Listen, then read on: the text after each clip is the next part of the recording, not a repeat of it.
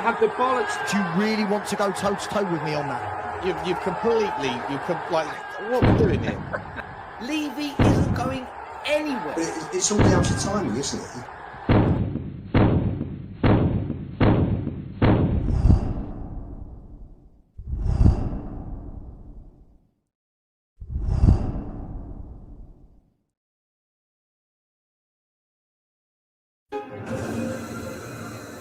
Yes, guys, how you doing? What is that noise? Yes, guys, how you doing? Welcome back to the Spurs Talk Show. Why can't I hear myself on triple loop? What's going on? Who's got something? Someone's got TV going or something. How's everyone doing? Welcome back to the Spurs Talk. To Spurs Five. Jesus, what a terrible start! Unbelievable, guys. I hope everyone's happy and healthy, doing the things they love. Let's get straight into it. Smash the like button. Smash the subscribe if you haven't already on the channel. We're on the march to the next big milestone. Notification buttons should be squeezed and comment sections should be accessed, but respectfully, mods do the modding. Before I come and find out how the other three boys are doing tonight, last thing I've got to say to you guys is we are, of course, on all of your podcast platforms. If that's your jam, then look up the Spurs Five and give us a follow and a 5-star rating. We are also, the links for such are in the description. Lubo, how you doing, mate? All good today. Much happier after Saturday. That was a better performance, wasn't it? We're going to find out how you're feeling about that in a minute, Lubo. Making sure you haven't changed your mind too much. No, I haven't changed my mind, but, it was nice to walk out of the ground for a league game with a smile on my face. So yeah, it's been a long time. August, the last time we got to do that, wasn't it? It has been. I even celebrated with a haircut today. So there you go. Nice. Very good. So, Stel, welcome back, mate. How are you? Yeah, good. Tired. I don't know what's happened to me today. I just feel really lethargic. So, otherwise all good. Spurs finally get a win. It was good to be at White Hart Lane with a happy crowd. The only moaning was towards the referee. Otherwise, it was a really happy crowd. I think the fans have waited a long time for that. So, good stuff.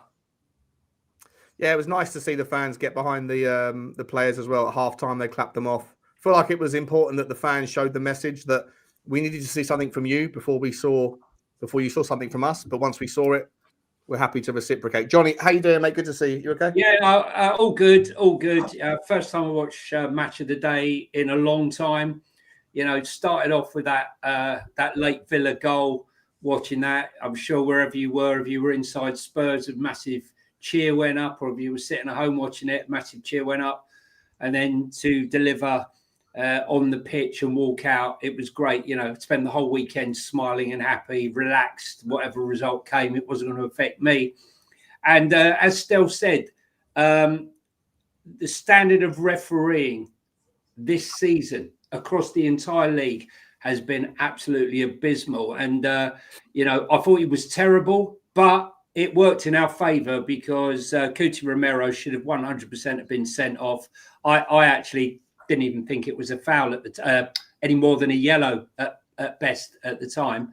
But having watched it back, it was a clear red. So for once, we had a decision that went our way, unlike what happened at Newcastle.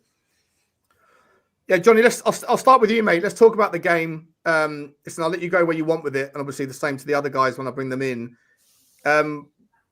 Let's reverse engineer it. We came away with the points. How did we come away with the points? Was it Brentford that were just not that good, as some people would like to have you believe or have us believe? Was it that we made them look not that good?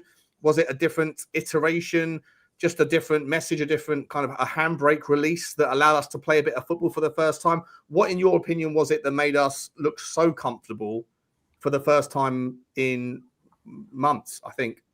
I mean, listen, you could say if you're glass half full, you've got one view, and if you've got glass half empty, you've got another view of half full, half empty. I think I lie in the middle there, to be honest with you. I was delighted for the win. I think there were lots and lots of positives, but let's be serious. I'm not going to get carried away with the fact that this was a poor Brentford side that has one of the worst away records in the Premier League. Hardly laid a glove on us. Igor Thiago is definitely a beast, and it took Mickey van der Ven, 2 or 3 very good interceptions to keep him quiet. But other than that, I thought there was lots of positives. I thought the front three, Mawani and Richie, worked really, really hard and managed to create spaces and opportunities for Xavi and Kudos to exploit. I thought Jed's bench was strong down the left-hand side. I thought Archie Gray played well. I thought Bentancur had a good half.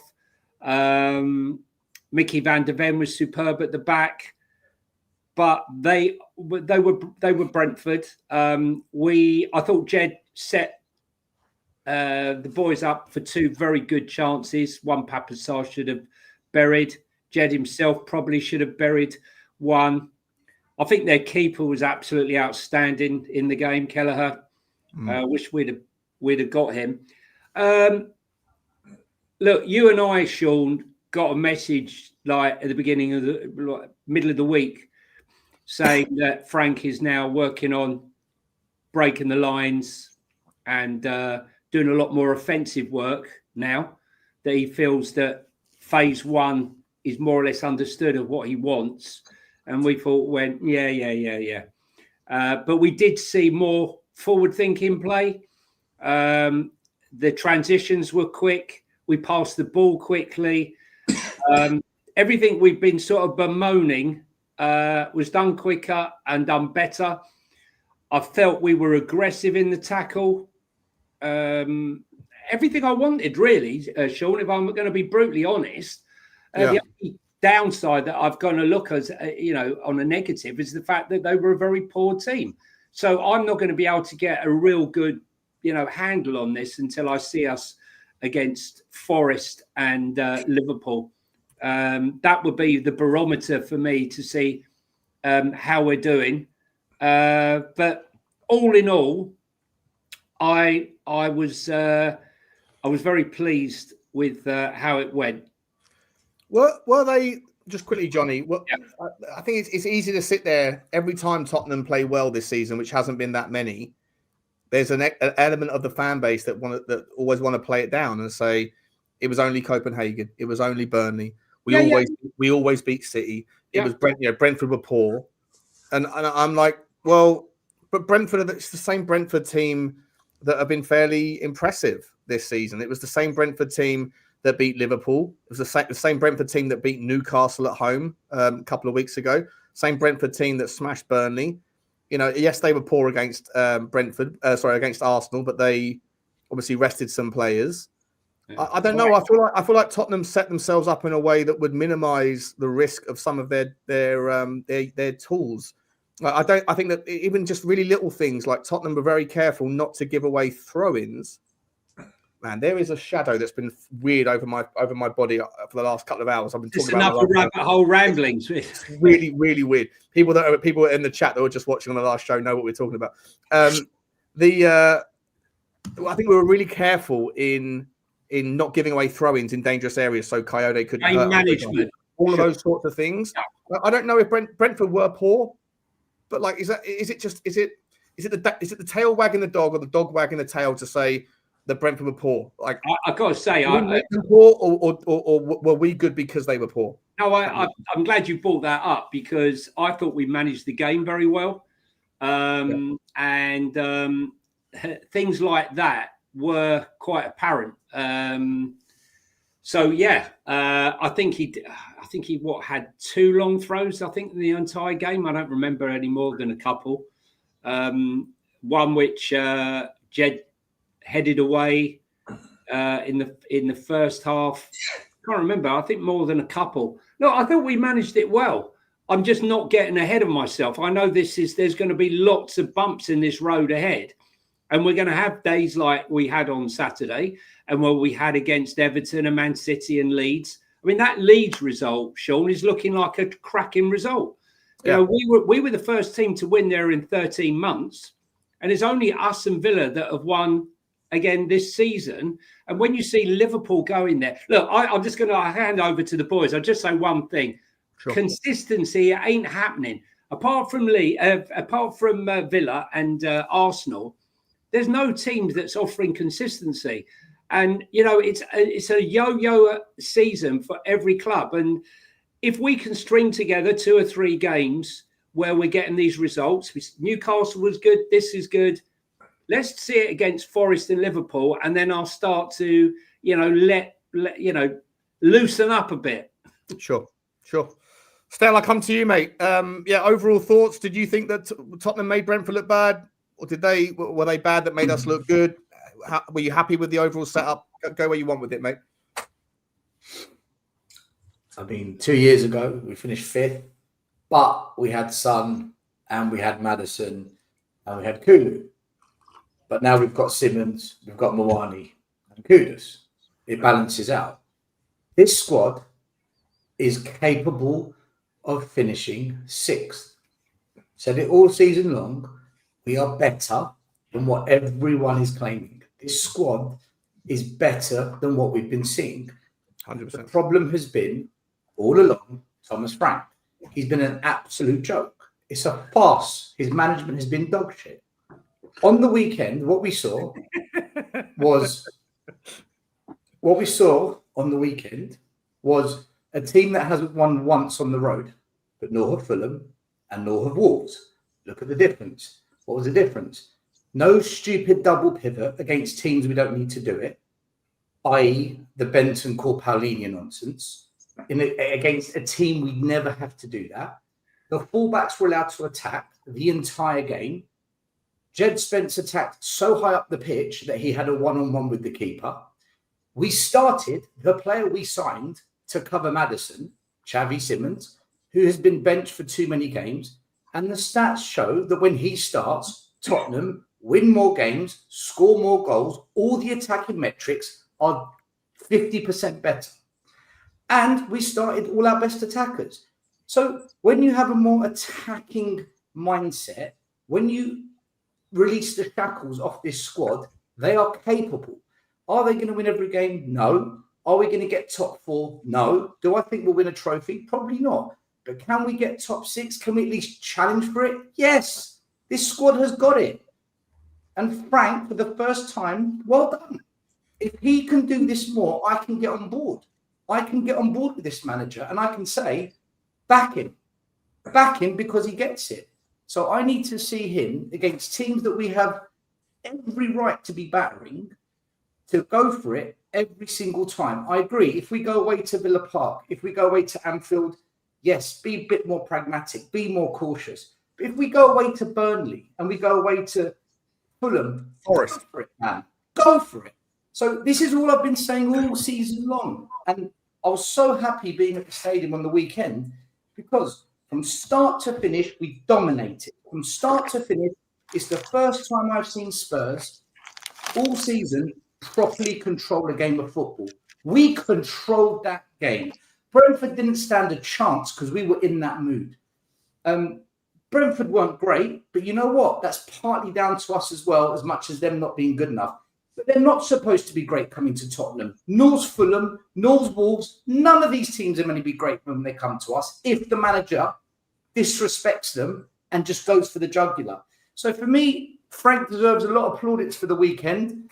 And I just hope now fans can stop saying that this squad is not good enough in quite a lot of the games this season. We're not going to beat everyone. We're not going to get top 4, but we're better than what we've been seeing. I hope this continues, guys, because then I can back it. Can I just ask you, Stel? Because I was looking back on previous videos that I've got of Xavi in the tackle, like shoulder to shoulder, and he was losing just about every single one, right? And he was trying to win them, but he was losing them. I noticed on Saturday, all that work he's been doing in the gym, look at how many challenges that he won or to sustain the ball or kept the ball. They've been working on his upper body strength now for 3 months. And I'm just starting to see, if you look at the pictures, if you looked at the pictures of him with Ledley King walking around Tottenham Hotspur, there's a picture of him with his back with Xavi, the Xavi sign. You can see his shoulders how broad his shoulders are compared to how he was when he first came. I know it's only 3 months, but I think that work on the upper body strength is going to put him in far greater stead than playing the minutes and getting knocked off the ball. I just wondered if you noticed any difference. Yeah, he does look more stockier. I saw that as well in the video. Look, with Xavi Simmons, Johnny, for me it's simple. Maddison got injured, we signed him. So play him in that 10 and play him on a regular basis. Against Man United, he got subbed. Everyone booed. Why did we boo? Because he looked like the one player that can maybe do something. For me, he's only going to get better if he gets game time. And I've said this about our youth as well. Our youth don't stand a chance unless you are prepared to trust them. The same applies to Xavi Simmons. If we're not prepared to trust him, then he's never going to get better. The stats don't lie. When he starts, Spurs are a different team. All the metrics increase. All the attacking metrics increase. When he plays. Cuti Romero, you could say the same about Cuti Romero. The drop off when he doesn't play. And but I agree. Cuti should start. I'm just talking about Xavi Simmons. With Xavi Simmons, we are a better team with him than without. So look, Frank chose to pick him. Frank deserves praise for it, just like he deserves to be slaughtered when he doesn't start him. I just think Frank got it all right on the day. I think when I saw that team, there's nothing on that pitch I thought, you know what? I disagree with. The only thing I was a bit sceptical was Udogie not starting, but now he's injured, it makes sense. But to be honest with you, Spence had a cracking game, so maybe it was a blessing in disguise. One of the best of his season, I think. Yeah, he was good. Spence was good. Van der Ven was good. Simmons was good. Mwani worked hard. Kudus absolutely balled out. Some of the showboating from Kudus was ridiculous, and unnecessary, but who cares? We want to see some of that, right? I was going to say that, right? Is that the sort of thing that he should be doing? I love it because we complained about who is there. You go to see at Spurs now. Kane and Sonny's left, or Bale and all that. Who makes you get off your seat? Kudus is that guy. I just wonder sometimes whether he'd go up his own arsehole, right? He's like backwards and forwards, doing the unnecessary. I was gutted for him when there was one moment where he did a bit of showboating and it nearly cost us. That's one. By the way, Archie Gray also had a really good game. Props to him. He was. Listen, for me, the whole team. There wasn't a single player, even like Porro, Richie worked hard. Every single player on that pitch for me put a proper shift in, and it was just listen. It was nice to be at that game. It's been shit all year, crap. It was brilliant. It was nice. It was nice to be at a game where all the fans were happy and the football was good. Yeah, balanced take, mate. Balanced take. Lubo, Stel did say in the first part of his answer that he wanted to cease to hear any more notions of these players aren't good enough. You have been a very short-term proponent of that particular message. Has last weekend's football made you think again? I think I agreed with a lot of what Stel said. I've said on here before, Bentancur, Polinia, double pivot, two defensive centre-backs in most of the games at home is completely unnecessary, very negative. I was very much against that. But when you look at certain performances, they're down to the players. The lack of effort against Chelsea was appalling. The way they just surrendered at Arsenal was appalling. Boda Glimt and Monaco, thank goodness for Vicario, he pulled a lot of them out the crap. There have been, Bournemouth have come down. This is Bournemouth and Wolves. And we were lucky to get 1 point out the 6 from those 2 games. Now, players go out there, they're paid a handsome salary, they go out to play. They don't go out there and think to themselves, you know what, I'm not going to attack. We're on the ball. I'm not going to attack. I'm just going to hold it. I'm going to do, I'm going to screw it up. I'm going to do whatever I can to give the ball back to the opposition. They don't do that. So for me, a lot of the performances this season, listen, we've had some good ones.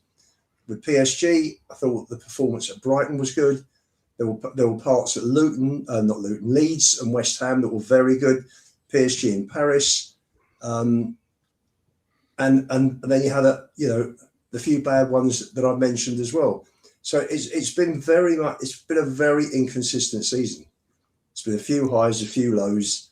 And to me, you know, top players, hang on, still, top players, you get 7, 8s and 9s every week, and we haven't been getting that this season. So yes, it was much better. The team selection was much better on Saturday. I really do hope he keeps the same 11 for tomorrow night, although he has said he's going to be rotating because of the number of games. But Lubo, were the players not good enough before then, or were they just not trying hard enough, or were they not convinced by the method? It could be all of them. Could be all of them.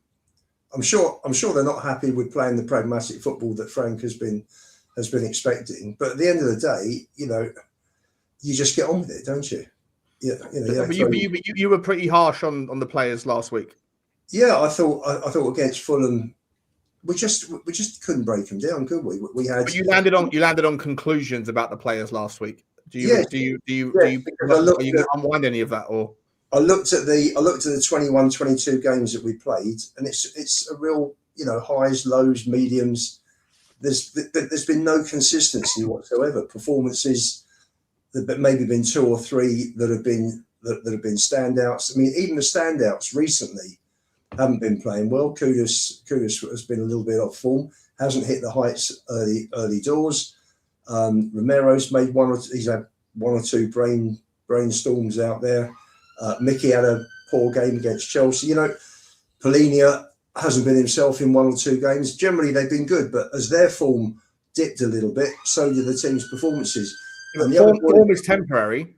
I'm asking you about you made an assertion for the last couple of weeks, basically saying that you've decided that these players are not good enough, whereas you always used to back the players, and you came to the conclusion that they aren't good enough. Are you still of that mindset, or are you, having seen a better performance that looked more encouraging, where everybody put their best foot forward, are you still of that mindset, or do you think that was a little bit too early to be able to make those sorts of calls?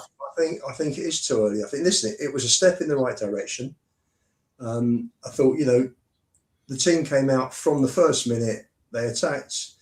You know, there was an intensity in their game that dropped off a little bit second half. It was a shame because I thought we might go on and get a 3rd and 4th. But, you know, you come away with a 2-0 after 16 weeks without a home win. You're happy to walk out and you got a clean sheet and 3 points. There were obviously some pluses. I thought Spence was excellent. Kudus was excellent. Xavi, for me, was the man of the match purely because, you know, he made the difference at the end of the day. I'm asking you about the overall quality of the players, not the individual. The overall quality of the players, Sean, I think we need quite a bit of improving. You know, Simmons may be the 10, may grow into the 10 that we want. We're short of an 11. We're short of an 8. Although Archie had a really good game, I thought that was his best 90 minutes, and that was a step in the right direction for him. You said last week we needed 8 new players, is what you said last week, right? 8 players, 4. Yeah, I thought 4 for the first team, and 4 as cover, because we got no cover for Kudus, Polinia, Mickey, Udogie, but obviously. So who are the 4? So you're saying we need a striker, a left winger, an 8, and a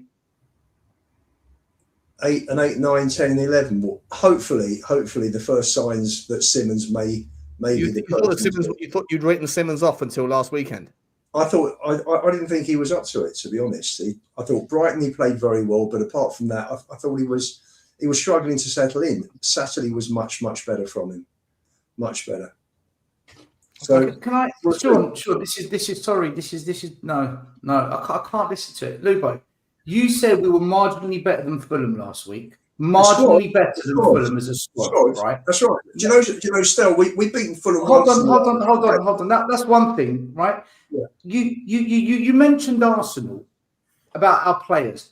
When you're set up in a back 5 where the wing backs can't get over the halfway line, and there's no Xavi Simmons, there's no number 10 in the game, and you've basically walked on the pitch to just sit there and get pummeled and take pressure. Yeah, the players are going to look like rubbish when the manager's gone with the most negative tactics we've ever seen in a North London derby. Against Man United, every time Simmons got on the ball and pushed forward, no runners, no support. Why? Because by design. And we showed 5 clips we showed where the same thing kept happening. The manager has created that situation. Against Brentford, we were far more attacking, and you could see the fullbacks had freedom. There was only one defensive mid, not two. Simmons was allowed to start a game where he spent quite a few games on the bench. And it's the first time we actually started Simmons, Kudus, and Moani. For me, it's the manager. He's been holding us back. He might have good reason for it, by the way. I don't know. But from what I've seen, it hasn't been working. This manager has held back these group of players. They're much better than what we've been seeing. I know Brentford aren't the best team, but you know what? We can have a go at Wolves. We can give Chelsea a game. We can at least try against Arsenal. Man United were there for the taking. They're rubbish. We let them just basically come, have 2 chances, score 2 goals, and we did fuck all else in that game. I just can't buy it. Luba, I just can't buy into this notion. This squad is not good enough to be in the 6th place. The stats up to, was it last week or the week before, showed that our players had lost possession more than any other team in the Premier League. The way we're set up, Luba, the way we play. So you play football, we play football. The ball goes up, the ball bounces off. Players are losing the ball. Sorry, there's got to be players to pass to. There's got to be runners to feed the ball to. Who do you give it to? Who do you want Simmons to pass it to? You have a player, even if he shields it and he gives it back, he plays the easy pass. There are 3 players shutting him down. What do you want him to do? Well, sorry. Well, that's the question, Luba. Like, Luba, if so, I don't get it. Let me ask you this, Luba, because obviously it's easy to come at you for having a short, because you've been so positive, and I know you're getting the hard sort of. No, it's okay. Hard edge of the sort of sharp end of the wedge, I guess, from Stel and for myself the last couple of days. But it's all banter. But for you to have been so positive about the players for so long, then to sort of give up on them, and then see the performance that kind of would give most people a little bit more motivation to believe. Let me ask this, because it could just be a one-off game. Like, we may have turned the corner, we might not have done.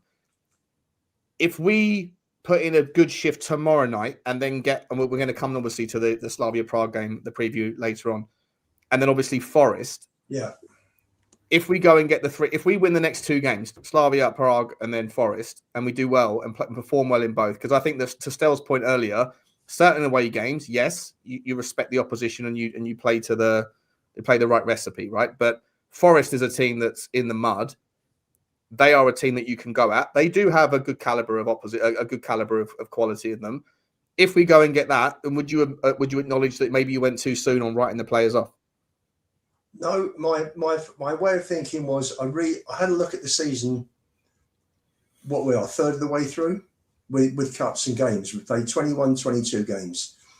We were terrific against Man City. Following week, we were rubbish against Bournemouth. We played well against Everton and Newcastle, even though we lost. We came back. We were shocking against Chelsea.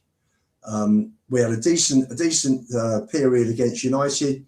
Against Arsenal, we were appalling. It was a surrender. So for me, we're good one week, we're bad the next week. To me, I didn't say the squad was dog shit. I said it's mid-table, and it's average for me. It's 8th, 9th, 10th, 11th at the moment. I don't see it's top 6. I see the 4 that we thought. I said Liverpool will get back in, definitely to the top 6. I'm not sure this year about them. So can I ask they're in a whole world of problems. Can I ask Johnny, what do you think? I was just going to ask. I can ask you and Lubo a question. Yeah. If the squad is good enough, are we to say that come the January transfer window, if we weren't to sign anybody, that we would be happy with that scenario? No, because we're better than 6. Okay, so we are in agreement. So what we're in, like, for me, there are players within the squad that are good enough, but there are plenty of aspects. Look, if I look at Arsenal, I ain't mentioning them, but they had Martinelli. He would get into our team, not good enough, right? Need Noni, not good enough. We need Eze. Odegaard, yeah, he's good, but we need Declan Rice. No, we need Zubimendi. Right, what I'm saying is there's nothing wrong with the players per se, but can those players be improved upon? 100%. And bar a couple of players in the squad, 2 or 3, I reckon most of those players can be improved upon if we are really going to be a club that shows intention to move to the next level. Talk is cheap. I believe they're going to. January is not going to be the window where you make massive improvements to your squad. I totally agree. We discussed this many times on the place that can't be mentioned. But I think come the summer, the proof will be in the pudding. Now, my question is, this is good. Look, we're going to fall into this old thing again, right? We know if Thomas Frank hasn't done the business by the summer, we have to make an early decision to get rid, right? If that is what they're thinking, right? Because there's no way I'm going to spend money again with intent and then sack him and then bring in a manager in. And Johnny, just quickly, Johnny, I'm just going to steer you into your answer.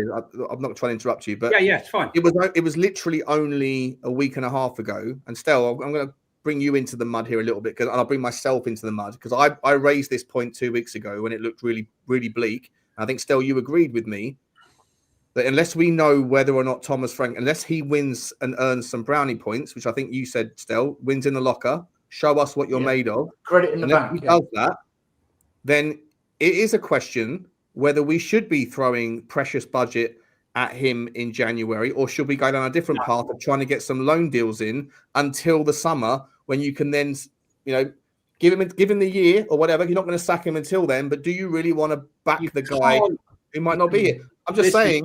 Sorry, Joe, finish the phrase. The reality is that one swallow doesn't make a summer. He hasn't turned the ship yet. No, he hasn't. He hasn't. But what I would say is you can't be asking him to turn the ship and then denying him the tools to be able to turn the ship. Now, I totally get the logic of not throwing the money at it. But why should you pick this one manager of all the managers that have been here that you shouldn't give him the money? I'm quite happy, if I'm brutally honest, for us to go and get a couple of top players on loan, if you can find them, that is. I think a lot of clubs won't want to let their players go, whether it's a Lookman or a Tony or any of those. But I mean, I think. Let me give you a hypothetical. Dear Mondi, Spurs go and get him. You telling me that if Poch came in next year, he couldn't use him? No, I'm not saying. Listen, that's the point. Let's not talk about Yandy Amandi, Lou. Right. Everyone told me a couple of days ago. Hang on a second. Go on, Johnny. Finish your point. We've totally gone off kilter here, right? My point here is that we have to back the manager. But what worries me is that we have to make the decision. I want to give Frank the full year. I think Stell's mentioned he wants to give him the full year. I want to see who he can improve, who he can't improve. I think he's already knows there are players within that squad. He's already told them that he doesn't want, or told the hierarchy he doesn't want. Whether or not he can move them on in the summer is another question. But if he is, or they have uncertainty, the summer's the time to get rid of him because, the World Cup, all the World Cup managers will be out of their jobs or be free to take another job, whether it's a Nagelsmann, a Pochettino, or whoever.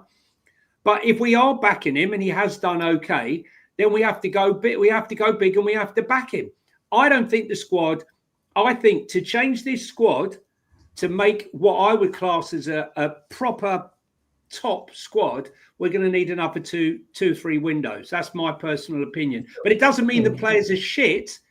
But I just feel that they can 100% be improved upon easily. Johnny, right? So I'm glad you said that. These players aren't shit.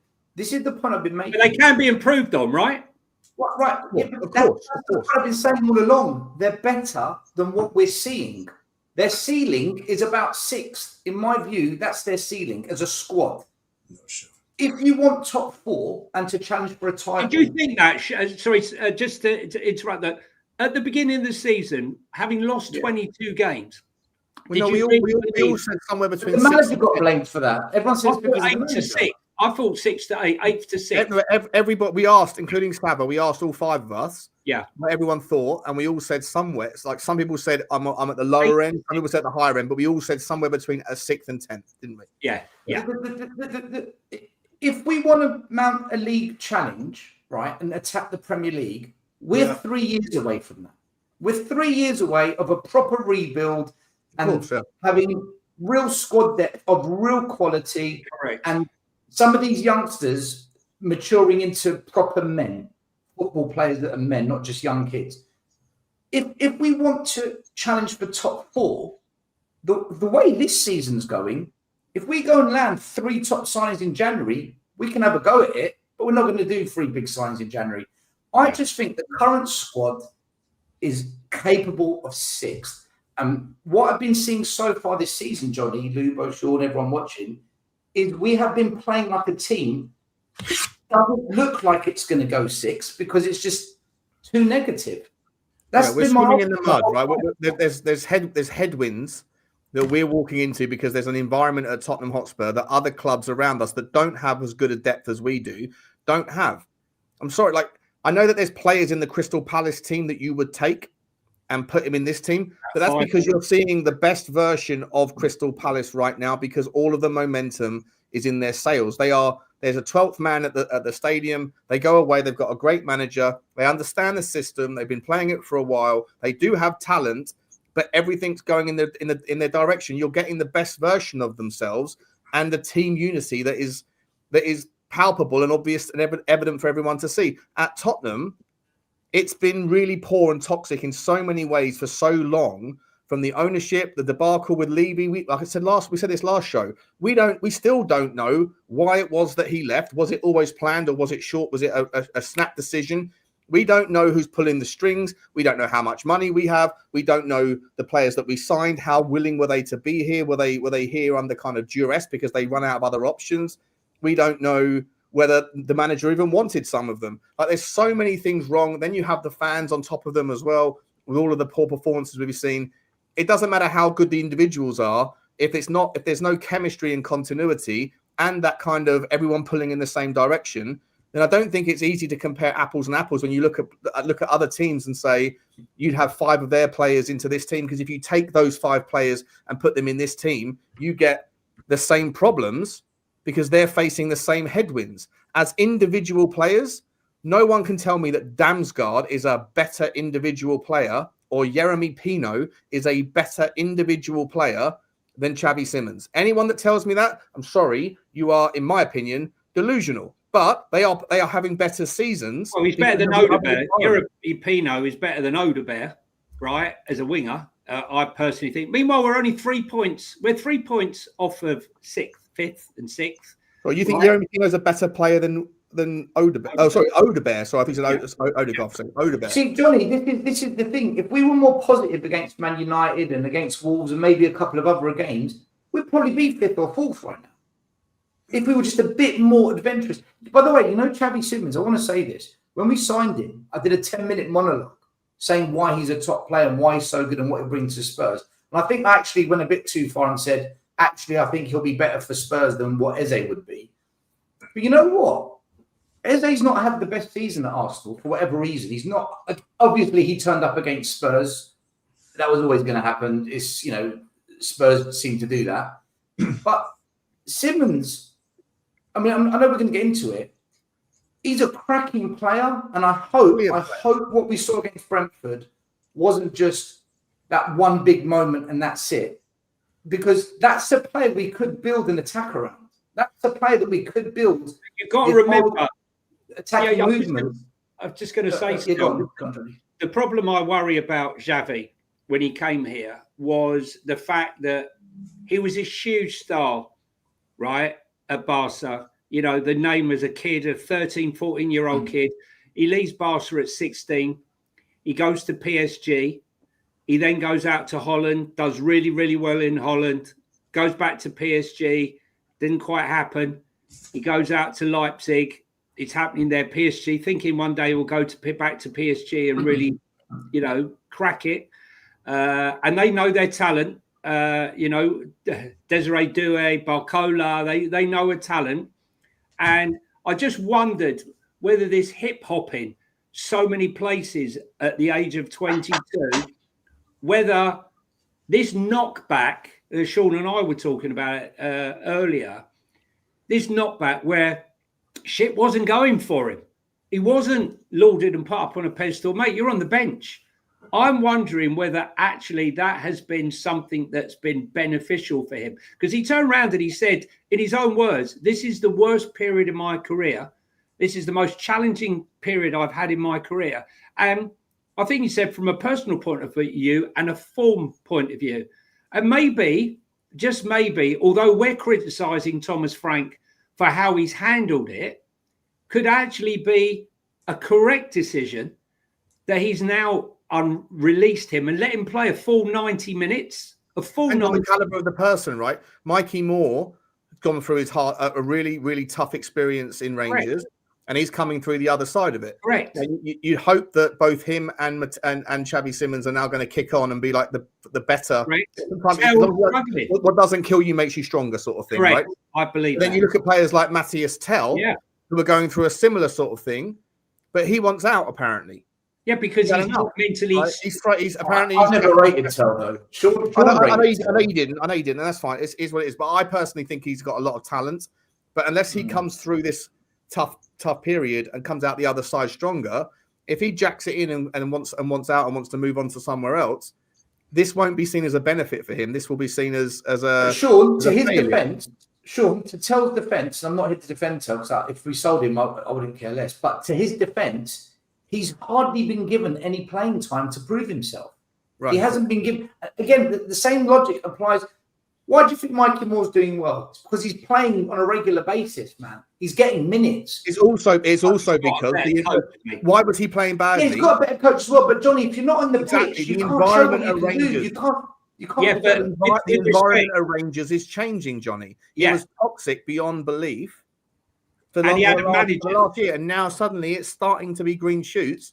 And he's a beneficiary of it. And now the Rangers fans have gone from slagging him off on Twitter to singing a song about him. Yeah, listen, still, he was playing him in the wrong position, right? He was being played in the wrong position, and he was scapegoated. Look, all I'm saying is that, first of all, Thomas Frank got the blame for nailing the signing of Tell. He gave it his rubber stamp. That deal was done long ago. All these people blaming Frank for the Tell signing is nonsense. If he gave it the okay, he wouldn't have bombed him out the Champions League squad, and he'd be playing more often. The thing is, I hear what you're saying, Stel, and I don't disagree about Tell, but the problem is his glimpses of something progressing have been few and far between. Whereas with at least Odegaard, you've seen some progression with him. I've not seen enough from Tell. Johnny, I don't rate Tell. Yeah, that's what I'm saying. I'm just being fair and saying. How do you get rid of him? How do you get rid of him? I mean, seriously, who's paying money for that? Rome. Oh, hold on. Talking about Tell, it's reported Rome are interested in Tell. Yeah, how you're going to get 35 million for him? You're not, are you? No. Can we stop writing him off, please? He's a kid. Oh, no, I'm not. But I'm saying if they want to sell him, how are you going to get 35 million? You're better off loan him out and let him find his form. I'm not for selling him. That's fine. But like to sit there, people that are saying he's crap, he's trash, and that like he's not. Is he just turned 20 or is he even 20 yet? I don't know. But like it's ridiculous. It's such a ridiculous statement. Sean, he's gonna regress though, because let me tell you two things, right? In the coaching world, they say that the match is the extension of practice. Wherever you practice, the match should replicate the practice session. That's why it's an extension of it. And the famous Bill Shankly at Liverpool, he said the best educator of the game is the game, not the training. Because in the game, things happen that you can't replicate in training because you're up against people that want to tackle you hard, and you're up against proper opponents, not your teammates in training. So if Tell isn't getting the minutes at Spurs, and you, Sean, continue to think that he might come good, he's not going to come good because he's not getting the minutes. If anything, he's going to regress. The same applies to all players at Spurs, by the way. All players at Spurs this applies to. I'm fine to acknowledge that he's not at the top of the pecking order. That much has been made very clear. And Thomas frankly clearly doesn't think he's as good as the other people that we have. That's absolutely fine. Loan him out, or if he has to go, if you sell him, fine, whatever. But he'll consider this a failure. I personally believe that if he can tough it out, maybe he needs to go on loan and prove himself, get his level up, whatever. Do it in a league where he's going to play every single minute. I don't know how he'll feel about sort of leaving Bayern Munich to come down to Tottenham to then going on loan somewhere weaker again. I don't know how that will affect him. It will be interesting, but to sit people that are writing him off as shit, I think are incredibly harsh. 21, mate. It's not even 20. He's not even 21. You send him out on loan and try and build him up. Look at Rasmus Højlund. Look at Rasmus Højlund. Absolutely slaughtered. Absolute dog shit. The worst signing ever in Man United's history. One of the worst. He's gone back to Napoli. He can't stop banging in the goals. Marcus Rashford is going to playing well. Lots of clubs, lots of players find it a struggle to come to the Premier League and play. Look at Florian Wirtz. Look at so many players that have come to the league and are struggling right now. I don't rate him right now. I don't see enough in his game, but I wouldn't be selling him now. I'd be loaning him out to let him try and find his feet and put him in another league, whether it's in Germany, like an RB Leipzig or a Dortmund or somewhere like that, where he can get. How many minutes? How many bad performances has Richarlison had? Right, over the last 3 or 4 years, he's had so many bad performances, but he's got more and more minutes. He's had consistent minutes, and then he gets a goal. His confidence comes up, and then he's in the right place at the right time. And now he's in a real rich vein of form. 17 goals in 25 starts or whatever it is. But he played through so much shit. I still don't rate Richarlison the player, but I can't hate his output at the moment. Right, I'm just saying that like Matthias Tell. If he was given I'm not saying he will or he deserves it or should, but in a world where he did, and he then got a goal or 2 or 3, suddenly you could see the player emerge. Its confidence is so important, and he doesn't have any at the moment. And by the way, when he comes on for those 5 minutes here, 5 minutes there, he absolutely charges around, does everything he can in the 5 minutes he has to show that he's trying his arse off. And he has come up with a couple of important goals this season, but he doesn't get the minutes like Richarlison did.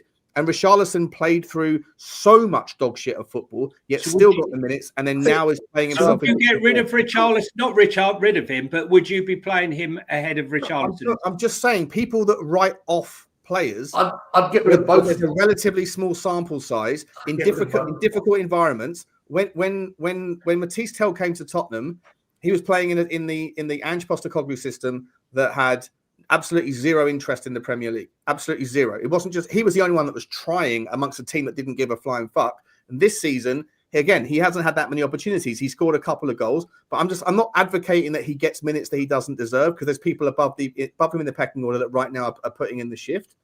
But I'm just saying that let's not presume that he's always going to be shit. Sure. I'm laughing at you, Stel. I'm laughing at you, Stel, because you turned around to you went, there's nothing wrong with the squad. The squad is good enough. There's nothing wrong with the squad. And then you just said you get rid of Stel, you get rid of Tell, and you get rid of top 6, not for where we want to go, right? How many would you get rid of? How many would you get rid of?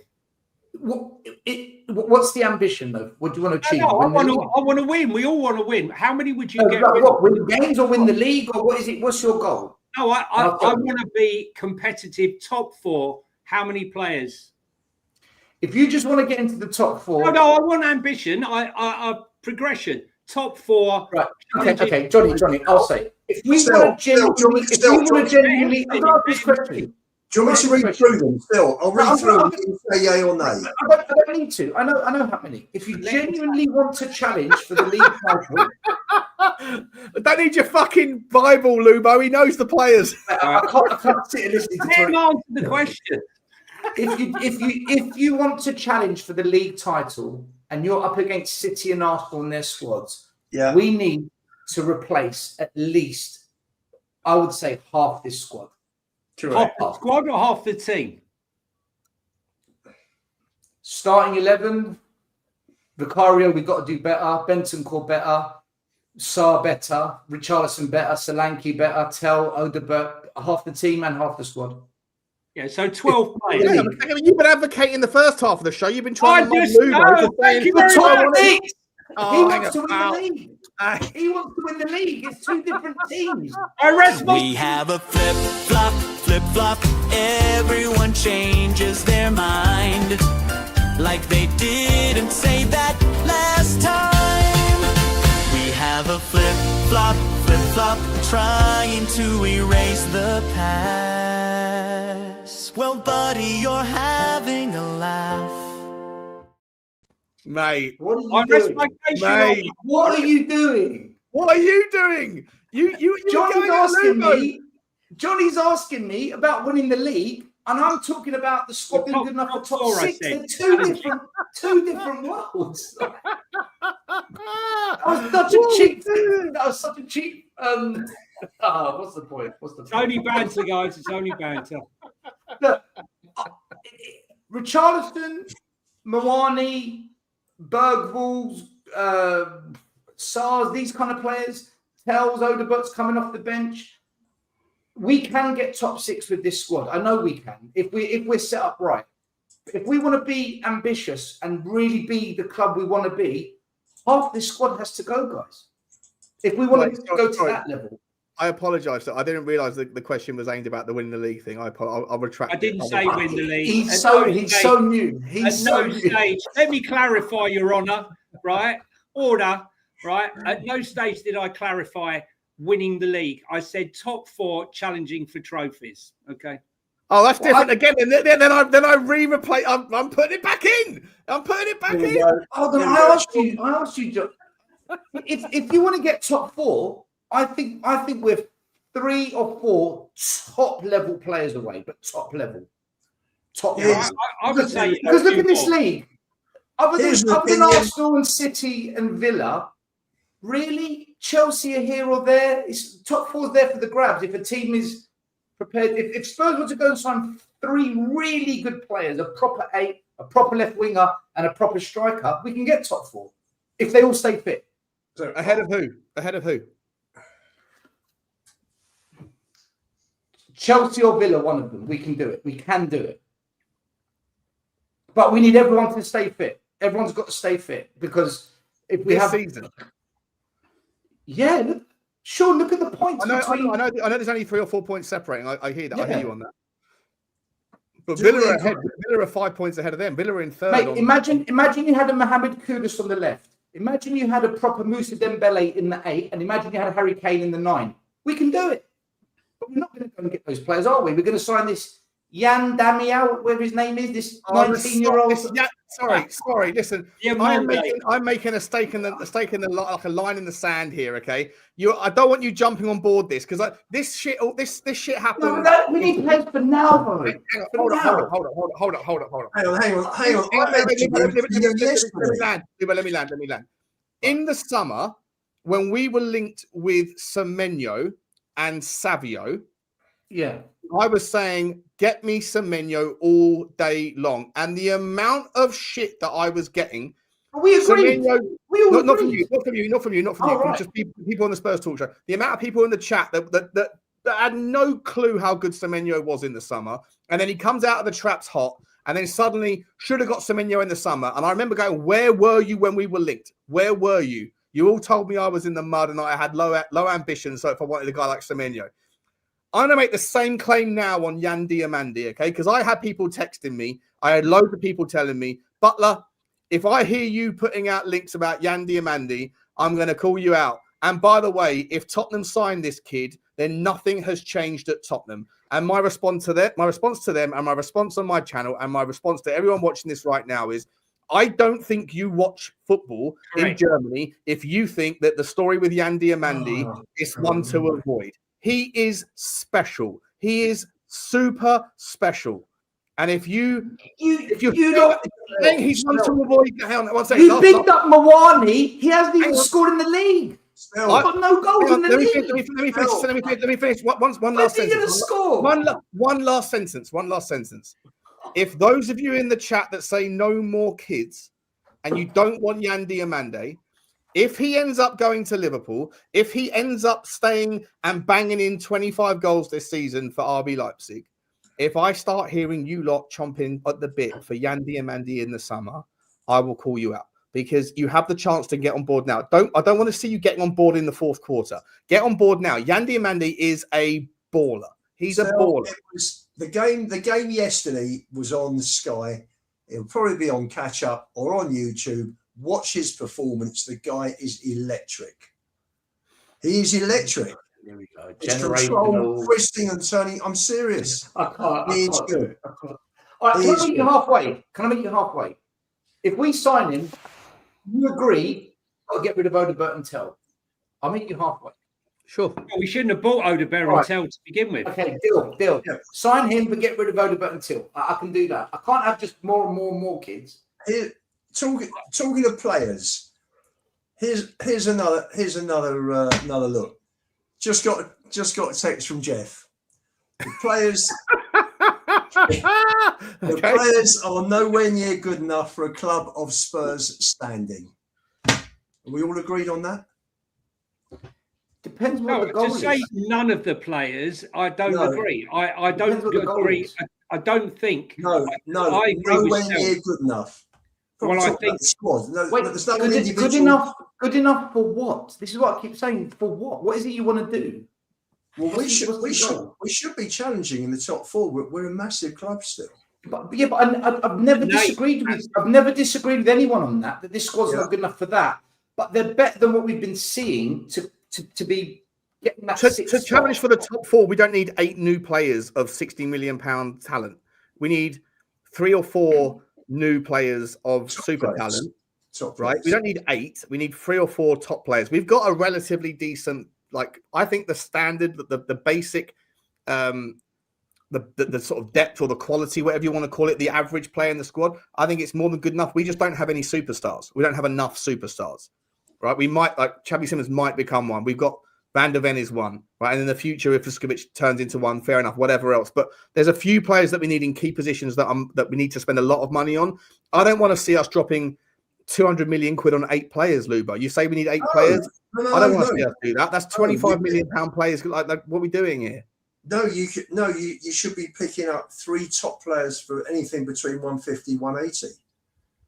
Yeah, 50, 60 million pound players. You go and get me 3 of them, or you get me a 70 million pound player or whatever. Go and get me a record signing and then go and get me 50 million pound players. And Tottenham can easily get into the top 4. As long as the momentum is behind us, we get a little bit of luck with injuries, which we haven't had in the last 2 or 3 years. We've had horrendous luck with injuries. I know everyone gets injuries, but our consistent injury problem is a massive issue.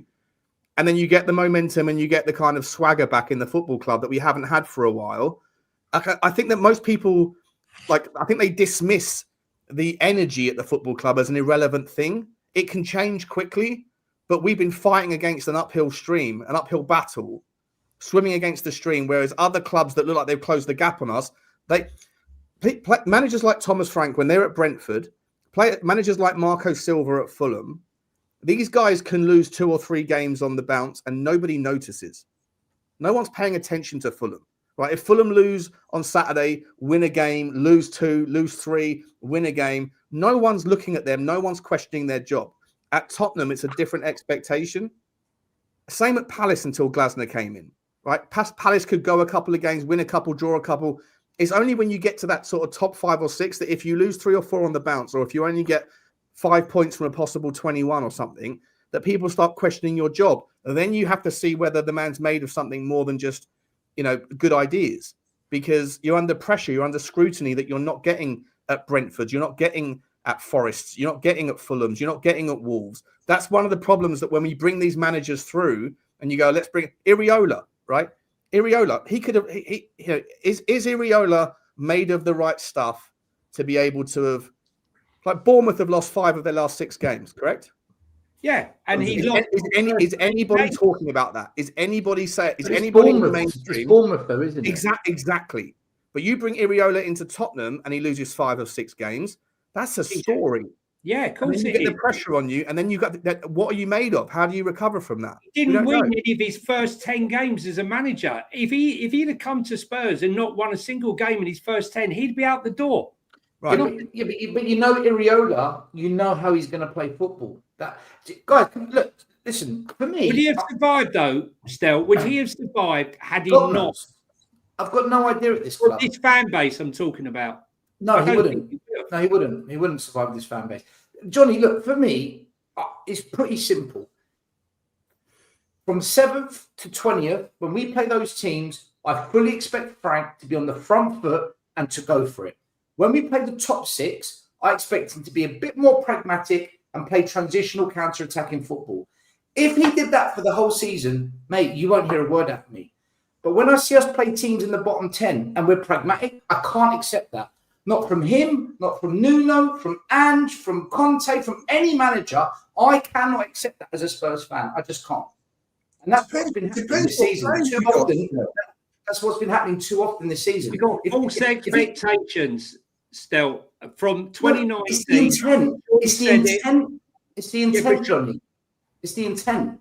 Yeah, look, that's what I'm talking about. Wait, Johnny. Sean said it a million times, right? 2019 was he gave Artificial us hype. false hope and false expectations that this is it.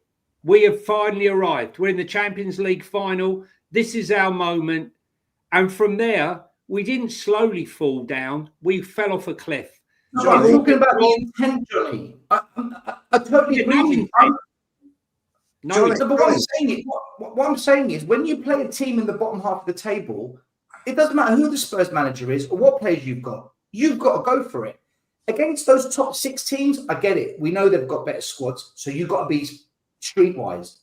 But when we're being streetwise against Fulhams and Wolves and Bodos, Johnny, I can't take that. Lubo, I can't take that. I don't care who the manager is. It's ridiculous. That's why I was so happy against Brentford. He looked at him, he said, "Do you know what? You're a mid-table team. We're going to put you to bed." Wait a minute. Still, we don't have enough very good players in the team. That's the problem. How many of our players, Arsenal are top? Lubo, intent. It's the intent I'm talking about. Stepping up not to lose has no intent. What's the intent? Hang on. Do you think? But look at the away form. He sets us up to counter attack at home, which I don't like. But he set us up to counter attack away. That's my point. That's my point. Right. But we can get up the pitch. We can go flying up the pitch. There can be a ball down the line, and we can rip City's left side to pieces before was it Richie put the ball in for Johnson to put us 1-0 up. And we're pressing so high up the pitch at City that Trafford makes a pig's arse of it, and Palhinha ends up making it 2-0. So the players are pushed right up still. You can't turn around and say that they're sitting back. Look what they did to City. So, you know. Lubo, you hear what I'm saying? This season... Still, the players have been inconsistent this season. We haven't got enough good players. Because the tactics have been inconsistent. Right, change the tactics. Right, change the tactics. We're more expensive. How many of our players get in Arsenal's team? How many get in City's? I don't care. I don't care. Right, hang on, but right, but we're talking about players. I'll join you in on this. I'm talking about treating the bottom 10 like teams that we can beat, not teams that we're worried that we might lose against. That's what I'm talking about. Regardless of tactics, we should be beating Wolves at home. They've got 2 points all season, and one was against us. We should be beating Fulham at home. We should be beating United at home. We should have won all 3 games, but we didn't. Why didn't we? We're not good enough. The team didn't play well enough on the Xavi Simmons was on the bench. Mate, it's more than Xavi Simmons was on the bench. Not just about Xavi Simmons. We don't live or die on Xavi Simmons still. The team was set up against United not to lose, mate. Come on. There's been a not to lose philosophy under Thomas Frank until Saturday. Agree or disagree? I think every game has been that, but I can understand there's not every game, Johnny, but quite a lot. Definitely against Arsenal, definitely against Chelsea. They're definitely against Man United and Man United. They sat off us and we sat off them. It was like the first half against Man U was just a joke. Listen, look. The way things are going now. If Man United lose against Wolves today, I don't know how much longer Amorim could be in. Glasner will be off there. There'll be the merry-go-round, and then we will be with Frank. I think we've got to give Frank, whatever you think about Frank personally, I am a fan of his. It hasn't gone as well as I expected. I knew it would be tricky. I knew there would be loads of potholes. and lots of drama along the way. I just didn't think you could do anything else other than after all those defeats and goals conceded. But it's worse, the football in those games against Arsenal and Chelsea. I don't want to see that again. I don't want to get beaten 4-0. Would fans been happier had we played progressive football and got spanked 4-0? No. 4-1? They would have been just as angry. People always make that assumption. We didn't try. We didn't try. If we played a different version, we would have lost. Yeah. Therefore, would you be more happy? Obviously not. But if you don't know, you don't try, right? You don't know. Listen, we're looking for progression, and look, all I'm saying is, I rate Thomas Frank. I think he's got a tough task, and I hope he's given some sort of tools to work with in January, and he's given the time. And if it doesn't work out at the early part of next season, I hold my hands up and say, you know what, I got it wrong. But right now, I'm willing to stick with the program and see if he can progress us. Lubo, before you come in, mate, let me just run some super chats and we can get back into it, because it's been going for over an hour. I haven't done any yet. Ulrika Car, big up to you. She says, Bugsy for the 5th seat. She probably took more sense than some of you lot in the 2nd, 3rd, and 4th seat tonight. No, I'm only joking. Big up to you, Ulrika. Thank you very much indeed. Craig Fenner says, hate to say it, but Gray was covering all over the place, so Spence and Porro could get a bit higher up. He knows his football, Craig. Definitely knows his football. Listen, I'm going to maintain that it was Bentancur that made Archie Gray look. Yeah, fantastic. I thought Bentancur was superb. Yeah, and I'm not a Bentancur fan, but I thought he played a way that allowed Archie Gray to do something. I'm not saying Archie Gray had a bad game at all. I think he had a good game. The whole team was good. Everyone played well. Everyone played well. The whole team was good. Big up to you, Craig. Thank you very much. Ulrika's back. She says, "Is Archie Lubo's illegitimate love child?" Yes. Right. Ulrika, I did address this the other week at the end of the show. I did say that I didn't meet Archie's mother 20 years ago. I can categorically confirm that. Big up to you, Ulrika. And then we got some super stickers, and with the super sticker comes the super sticker train. Choo to you, all of you that are coming through with the train. That is Chudini. Dino, good to see you, mate. Hope you're okay, buddy. Thank you very much for your support. Bourbon Buzzard as well. Thank you very much indeed for your support as always. Choo to you. Queen Ellie, big up to you. Choo to you, Queen Ellie. I hope you're okay.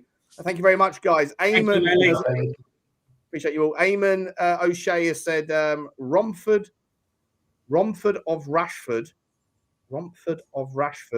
in the summer. Does he mean the Rashford of Romford? I don't know. I'm not sure what that means, but I think he's saying Marcus Rashford in the summer. Anyone want him? Yeah, I think it's cryptic, but I think reading into it, probably Marcus Rashford. I think he's asking about Marcus Rashford. Anyone fancy Marcus Rashford? Yeah, I would take him. I'd take him as well. I'd take him as well. As long as he doesn't start dishing out school dinners during half time, I'll be fine. Leave the school dinners. Still no. No. I just no, not for me. No. Lubo, yes or no? Rashford. Yeah, I'll take Rashford. Okay, there you go. I'll take Rashford. Three yeses and one no. Squad. Eamon's come back in saying we pay the 6th highest wages in the Premier League, so we should finish 5th, 6th, or 7th. As I've always said, my man, there's far more to it than wages and transfer. Only it was that simple. Only it was. But there's definitely a correlation, though. But big up to you, Eamon. Thank you very much indeed, mate. Very generous of you tonight. Jamal Duncan, big up to you, Jamal. He said, fellas, Vuskovic for the Puskas. Yeah, we put 4 players for the Puskas. Well, 4 players, 4 goals. 4 goals. Yeah. 2 for Richie.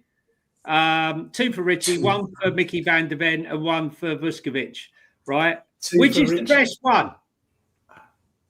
Oh. I would say. You do it. Ask in the chat. Mickey van der Ven for me. Do you want to do a poll? Yeah, I'll do the poll in a second. Let me finish the super chats. If Van der Ven's goal was against a better quality team, I'd say Van der Ven. I reckon Richie's first one. Yeah, so do I. Oh, I actually preferred his second one against Arsenal. Well, that one was much better. I thought the technicality needed for the first one against Burnley was just unbelievable. Well, are you saying that Romero's overhead kick wasn't as good as Rishi's then? He gave him shingle. Yeah. Big up to you. Thank you, Jamal. Thank you very much indeed. And Sava, big up to you, Sava. He says, big up, lads. Great show. If you'll have me, I'll join for the last 45. If not, big up anyway. Is that cool? Everyone okay with that? Sure. Absolutely. Yeah. Hang on, Sav. I'll send it to you, mate. Big up to you, buddy. Thank you very much for the super chat. I'm also going to do the that poll for the Puskas. Whilst I'm sorting that out, let me ask you guys about to figure out amongst yourselves the FA Cup draw. We got a bit of a tricky one. Villa at home. Every year, Sean. Every year. Go on, take it away. I'll figure this stuff out. Go on. I was just saying, I missed the draw. I didn't realise the draw was there. And when Lubo told me it was Villa at home, I was thinking, are you joking? I saw something on my timeline. Yeah, well, we won't be in the FA Cup. I said, what are you talking about? It's just not till January, mate. Right? And I missed the draw. Villa at home. Could it go? I mean, Arsenal again, struggling Portsmouth. Half the teams got easy draws. And we've got a nightmare. City got Exeter, Liverpool got Barnsley. I know. Every year. Charlton, West Ham QPR is going to be a good one as well. I know. What have we had? We've had Manchester City first round. But what else have we had, Lubo? You'll remember. Sure. The last 3 years. Last year was Villa away, wasn't it, in the fourth rounds? We had Manchester City first round. 2 years ago. That was 2 years ago. Yeah. Villa last year, City the year before. Cool. But the year before that, I think may have been City as well. I think we've had no luck, that's for sure. And Arsenal have played no one half the time, getting all the way through to the final. They're just blessed. Yeah, 2-1 Man United, by the way. Mbuemo's just scored. That was about 10 minutes ago, Lubo.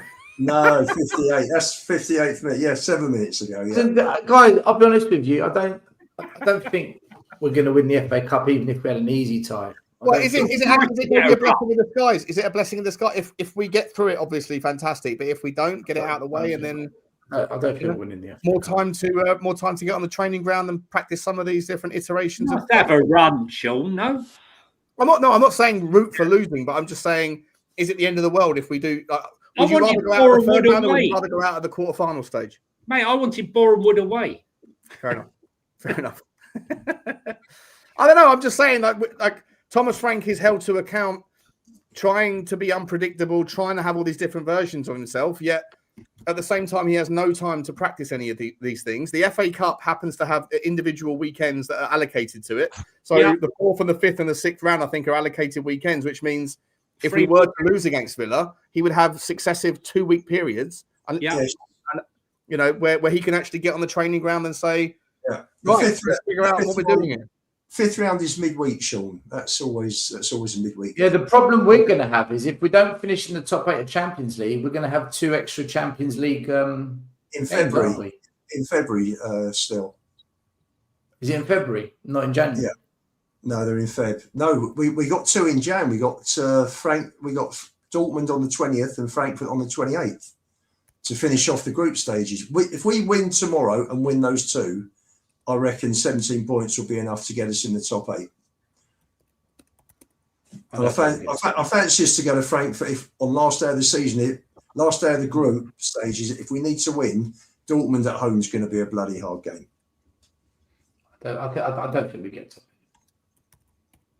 It's a big ask. That's a massive. Tomorrow's a massive game. We got to get the 3 points tomorrow. We'll beat them. That's with ease. Slavia will beat 3-4-0, 3-4-1. We'll beat them, no problem. Guys, the poll has just been added. There's the 4 different options there, and we got Sava back in. Then we can bring in the band back together. The band's back together. Hang on, how do I do this? How do I bring it in? There we go. How you doing, Sav? You all right? Well, since you all sacked me, according to the World Wide Web, I've been all right. How are you doing? Shall we? I'm going to put it back the way it used to be. How did it used to be? It was like this, wasn't it? Oh, I was down here. Johnny was down here. Where was Stel? Stel was over here? That can't be right. I was in the middle.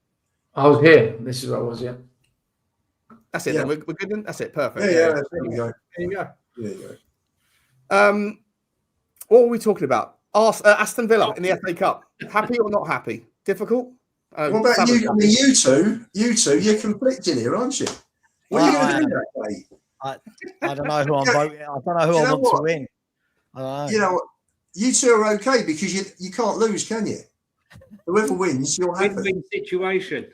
I never realized I could despise anything in life purely because of one argument about something that had nothing to do with me. But ever since Sav and myself and Henry had that blazing row about 3 years ago, I've had a passionate hatred of Villa and a desire to see them burn.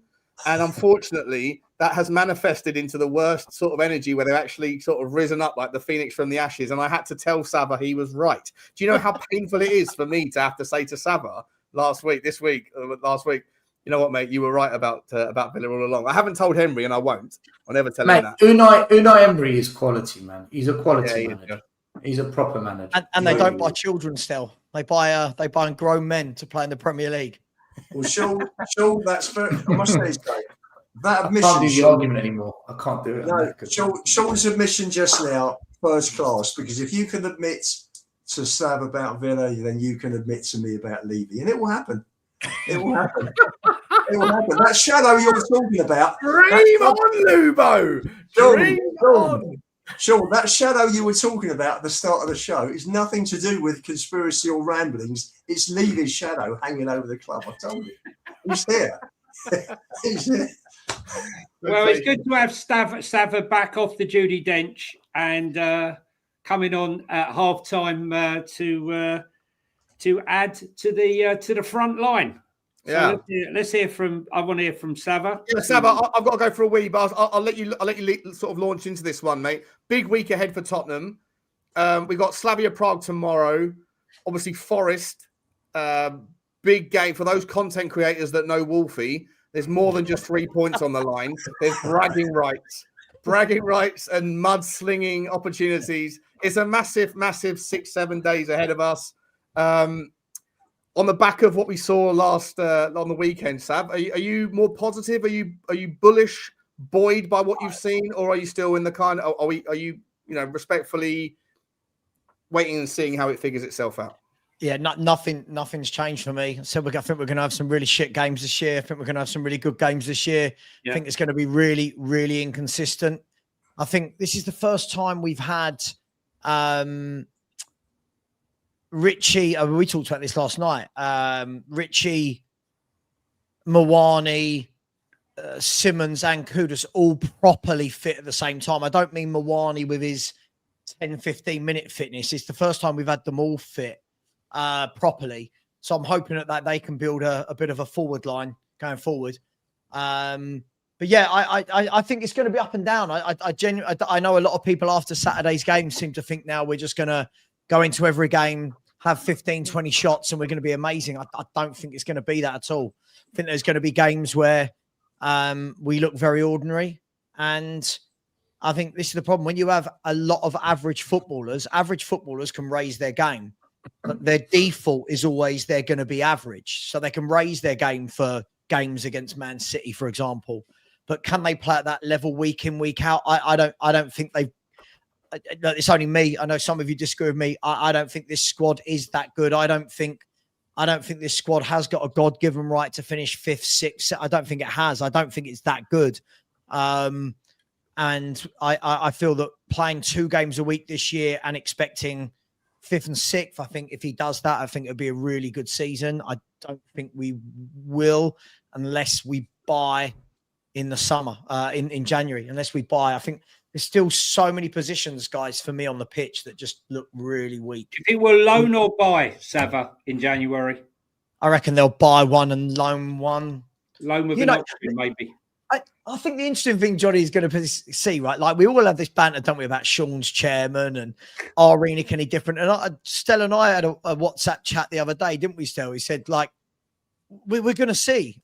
Everyone's just assuming Enoch are different because it's different members of the Lewis family, and Levy's not here. Let's see. I need to see it with my eyes. I don't want an excuse of it being January. I want to see what's the plan. What have they lined up for us? If it is a loan, that's cool. But who are they? What level are they? Sean's promised me Rodrigo's coming in, so I'm looking forward to that one happening. Yeah, I don't. Did you take Yan Diamandi, Sav? Listen, I like Yan Diamandi. I've been watching him this week. I like him. But if we buy Yan Diamandi, I never want to hear the sentence, but he's young, go with it. If you're going to buy them because they're good enough for the first team now, fine. But if you're going to bring him in and then we're going to have to hear for 2 to 3 years that they need 2 to 3 years to settle and they take, I don't want to hear it. Ideally, I'd want a ready-made player, and then someone like Diamande should be in and around the squad instead of buying, sorry, Sean, instead of buying Tells and Odebers and Valises and Yangs and that. So, look, it is what it is. Sava, other than Arsenal, City, Chelsea, Villa, Liverpool, I know they're mid-table, Liverpool, other than those 5 teams' squad, when I look at all the other teams' squad, there's no reason why Spurs can't get 6. No, whether we get it or not, different conversation, but there's no reason why we can't get 6 with our squad when I look at the rest. I think if we were playing once a week, I would agree with you. If we were playing once a week, then I think this squad should definitely be 5th or 6th. I think the problem that we've got is when we have to start making changes, I think the players we're bringing in are just nowhere near good enough. And that's the problem for me still. I think if everyone's fit, you know, if we're saying, for example, the 11 that played at the weekends, give or take 1 or 2, we can have the Gray argument and I know people want the Mawani argument at the moment, but I think that if you were playing that week in, week out, then you could turn around and go, yes. But I think because we play in the Champions League as well, and we're in the cups as well, and we play in the cups as well, I just don't know that it's sustainable. Palace play midweek and they're 4th. Yeah, Palace are also playing against some really, really crap football teams midweek. Like Palace are playing against teams that are playing in leagues so far below anything. Look, the thing is as well. Who have we played other than PSG? Hang on. Well, a lot better than Crystal Palace are playing, right? Look, Palace have got Shelbourne in Ireland away on Thursday night. So meanwhile, Man United have got 1 game a week, got knocked out in the first round by Grimsby. They're playing 1 game a week. He's had this team for a year now. He spent tens of millions of pounds. Yeah, we're better than Man U. He's going. What are we seeing about him? He's still struggling. Yes, he's beaten Wolves this week, but they struggled to beat Everton at home. They struggled to beat West Ham at home. And so, Johnny, can I ask you something? Right? Sorry, this is the key thing. I get it. I get what Still's saying, and I think if football was played on paper, then I think yes. But sometimes, what I think most of our fan base don't want to take into account is when you look at these other teams that seem to be getting loads of praise, right? When we look at Crystal Palace, when we look at Bournemouth, when you look at those clubs, right? Villa, when you look at Newcastle, these guys have all had their managers. They've all had multiple transfer windows, multiple years to work with their players and actually implement something, right? Tottenham haven't. Tottenham have had 4 months playing twice a week, limited time on the pitch, on the training ground, and we want to compare ourselves. So Crystal Palace, by the way, like Lubo, we had this conversation the other day. I think Sean, me and you did as well. Like I see a lot of Spurs fans, they go, oh, Glasner, should have got Glasner. If anyone watches Crystal Palace play football, their football is not good, right? Their football is not good. They're a very good team, but their football isn't good. So Glasner would come here, he'd take a year or so, get us well drilled, get us hard to beat, but he doesn't play good football. But he has been there long enough now that the team is his. A lot of these players that are coming in now, they're his players. He's worked with them for a couple of years and he's built something. So that's the only reason I want to give this guy time. Like, let him build something. Let's see what we're like. Because we're the only team, I think, in the top 10 other than, if I'm not wrong, somebody might correct me here, I think other than Everton, aren't we the only team in the top 10 that's got a new manager? Yeah. Yeah. So You know what? You What's know- interesting though, Sab, is like when we talk about the top 10. I just bring it up again, right? There is literally, I don't think I've ever seen a league table this tight Agreed. between 4th and 12th. 4 points, right? 4 points. 3 points separates 5th from 12th. After 15 games, it's usually spread out a little bit more than this, isn't it? Everyone's capable of taking points of everybody. You can, like, Man United are about to go to 6th because they're currently winning quite comfortably. So, like, I don't know if like the league table is a good barometer of like whether you should be happy or otherwise, because it can change so quickly right now. Sean, that's why I think when I was just watching you guys, this is what, like, I'm seeing loads of people in the comments, like, and I heard the panel going, "Oh, I thought we'd do better than we're doing." When you actually look at it, I don't really think there's anything dramatic that's actually. Yeah, we've had a run this year where I think we went 7 unbeaten. I think we had a run where we didn't win for 5, and I think this is what we are. I don't think we're good enough to just keep going and keep going. I think we're going to see these runs, Sean. And the Premier League table is such: you win, you're top 4, 5. You lose, you're 12th. Right now, I don't really think when people are going, "Oh my God, we're 10th or 11th. Oh my God, this is terrible." You're only ever 3 points away from where you want to be. So for me, I don't really think this is the thing for me. I get it, right? It's YouTube, it's drama, it's clickbait. I get it, but I don't really see there's any drama.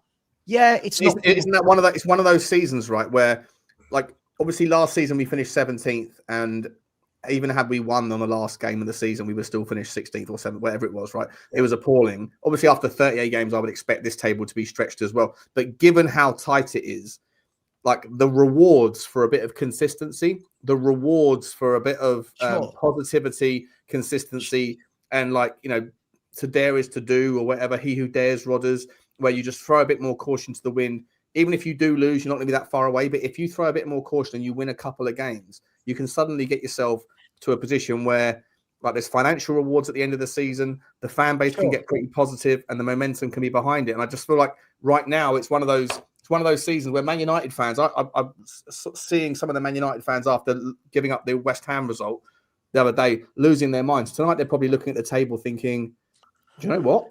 We could get back in the Champions League here, and we could be going through exactly the same conversations if we beat Nottingham Forest on the weekend." Sean, I hate agreeing with this man too. Depends the right or left to me. This guy. I hate agreeing with either of them, to be honest. I hate agreeing with Lugo, right? Why? But this is the thing. I think there's a lot of people in this fan base that could take on the micro versus macro, right? So right now, I agree with a lot of people. The micro is, am I really enjoying what I'm seeing other than the Brentford game? Absolutely not. I'm not going to sit here and go, "Yeah, oh my God, the football's amazing. This is great." But the macro is, we knew a new manager was coming into a bit of a shit show, Sean. We won a trophy, and I think that clouded a lot of judgment, right? We knew the manager was coming into a bit of a shit show. We knew we had a game every 3 days. We knew we needed to buy a lot more in the window and didn't. So for me, I just think, let's for once have a manager that's had some time. Let's see what happens. If we get to the end of the season and it's disgusting, like if we get to the end of the season and we're 13th, 14th, 15th, we're losing every week and it's disgusting, I'll be right there with people saying this hasn't worked. But equally, when you're sitting here, 3 points off top 4, if people care about that sort of thing, a few points off the top 8 in the Champions League, right? With one transfer window having taken place, the problem is, if people think that's enough time to judge and say, right, this manager should go, then we're going to be here again in 4 months, Sean. We're going to be here in 4 months, whether it's Glasner, Iriola. I don't think so. I think that result against Brentford has given him a reprieve. Had he lost to Brentford and put in a stinker, then he's got a massive amount of pressure against the Slavia Prague thing, right? And if that goes tits up, and then obviously Forest is another one that you should be able to win. And if you don't, then I think you start to hear that. After that, I think it's Liverpool after that. That could be the El Sacco game. But I think let me finish my point 1 second, Luba. Then I think now that he's beaten Brentford and you look at the table and you realise we're starting to see green shoots, I think that there's a pause. There's a slight pause temporarily. It might not last long within the negativity in the fan base. I genuinely, I've always said this. I think that if you sack a manager, I think Connor said it when I first heard it, and I loved what you said. If you're going to sack a manager mid-season, then you have to have a reason to do so. Either it has to be so abjectly bad that there's a risk or the jeopardy of relegation, or you have to have an obvious plan of who's going to come in. And I think right now there is no obvious successor to Thomas Frank.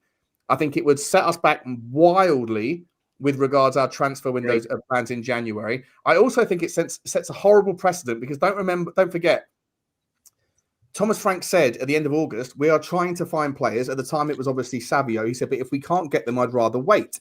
And then he couldn't get Savio, so he didn't want to settle for someone second best, so he'd rather wait.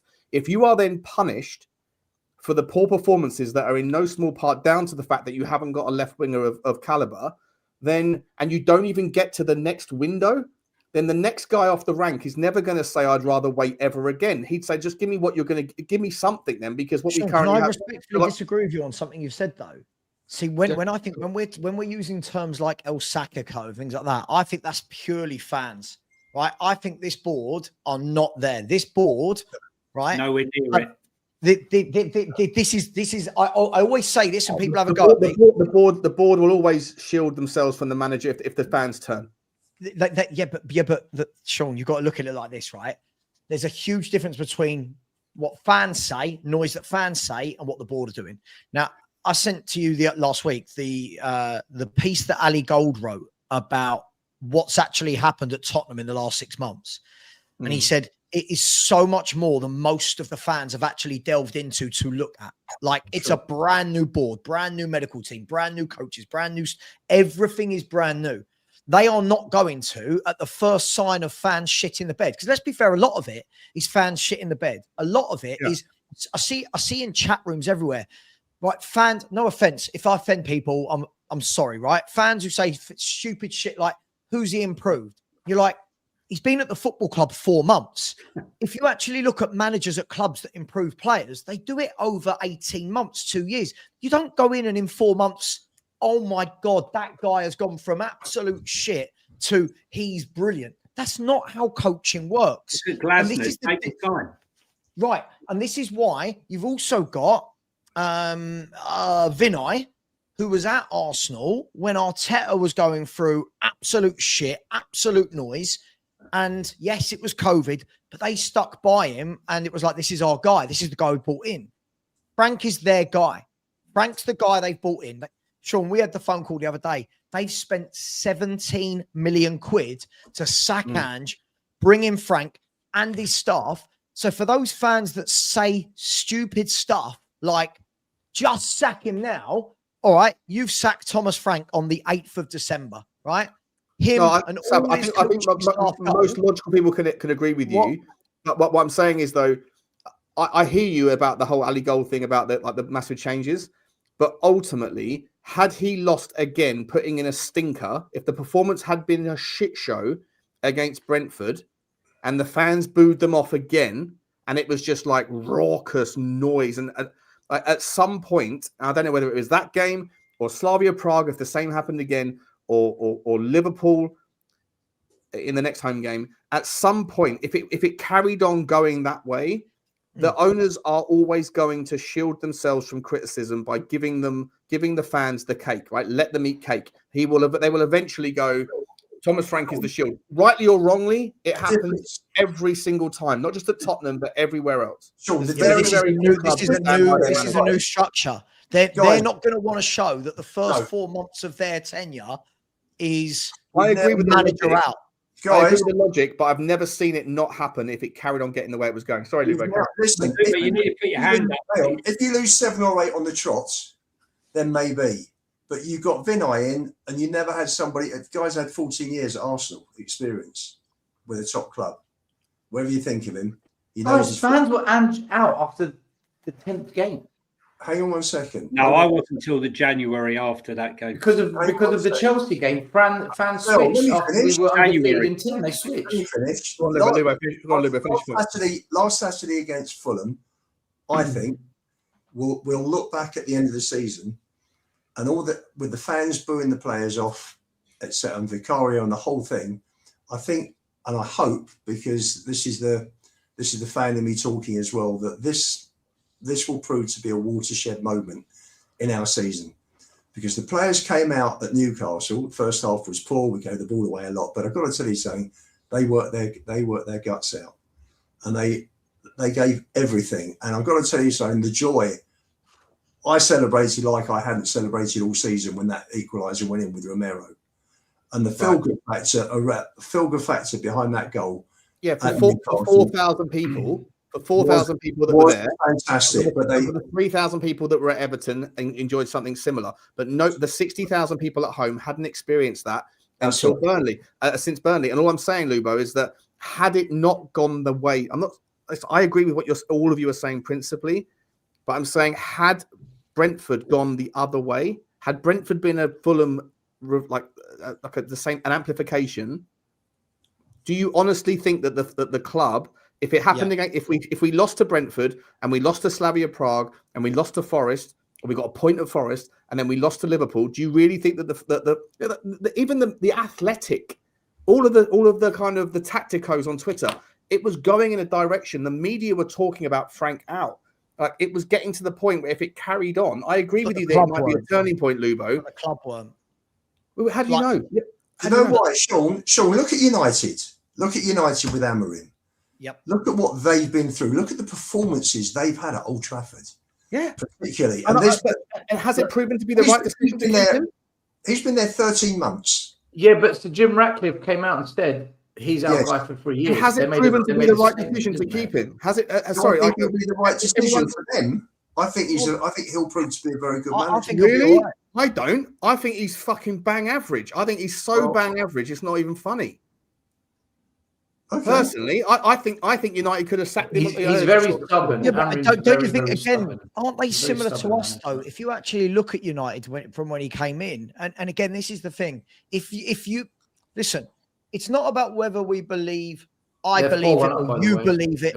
If the board believe that they've got their guy, whether we believe it or not as fans, right? If they believe they've got their right guy, then you've got to back them and say, right, go and have 4, 5, 6, 7 windows.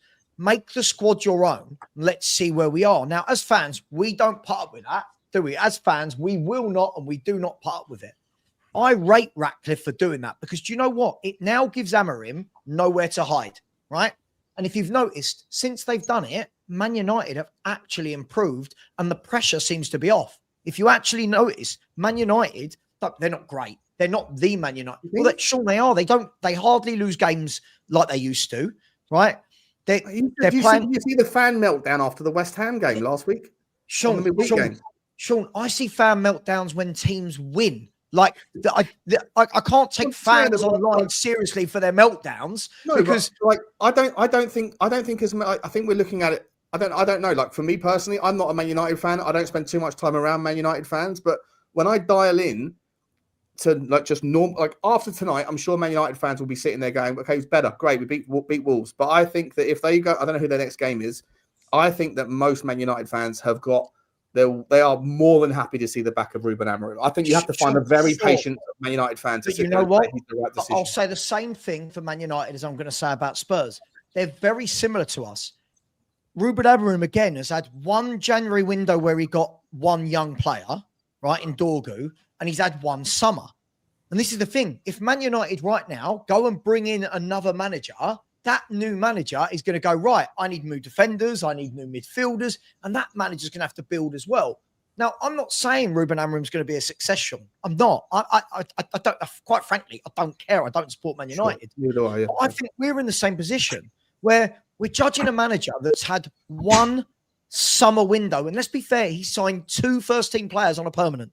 2 of them are on loan. We don't know if they're here next year. So we've signed 2 players for the long-term future, right? In Kudus and Xavi Simmons. One of them came in 3 or 4 days before transfer deadline day. And we're all going to go, what's changed? What's amazing? If we were this time next year and he's had 2 summers and a January and he's had 300, 400 million pounds and we're playing like that and it's all not going well, fine. But right now, somebody needs time. Right now, of course, I 100% agree with you. But the last thing I'll say on it, and I'll bring the other guys in because I've spoken too much. But now, I think looking at the Man United experiment and saying, see what happens when you give a manager time, patience, and backing. I'm like, Yeah, not a lot, not a fucking lot. I think What I would think you be it's dreadful expecting from Man U? If you look at their squad, realistically, right now, as it stands, right now, they're 4-1 up against Wolves. As it stands, Man United are 1 point off fourth, right? So they are 6th, 1 point off fourth. When you look at Man United's squad, realistically, please be honest, where do you actually think that squad? Again, I'm not going to allow the league table this year to sort of bastardize my opinion. I just don't think Ruben Amorim has improved them at all, and he's had a long fucking time to do it. In fact, players have improved when they've left the club. Go on, Lugo. No, that's fair. That's fair. But he inherited a part. I mean, Bruno was your standout. Inherited a not a great, quite an average squad. He's only brought 4 players in. He's brought Dorgu and the front 3 in. And look how many have left Lubo and gone on to Hoyland. Sure, no, that's fine. That's fine. But look at we went through the programme the other day after Arsenal, and Arteta there were 26 players on that back of that programme, and 23 of them Arteta has brought in. Now, Frank's brought in 3 permanents, if you call Takai, if he ever plays, if he does exist. Yeah, but he's been here 4 months, right? But and revolutionised the squad, Lubo, and did fuck all. Sorry, who? Ange revolutionised our squad. He got rid of all the depth and brought in 3/4 of the squad of Ange Postecoglou. It's not like we have legacy players from before Ange. In Ange's defence, I mean, the look, should he have done better than 17th? Yes, but in his defence, the number of players we brought in that were just meh. So this all comes down to the same thing for me. We can talk about managers, and this is something I'm learning over the years. We can talk about managers. If the next guy comes in, the next guy goes into United, the next guy goes in.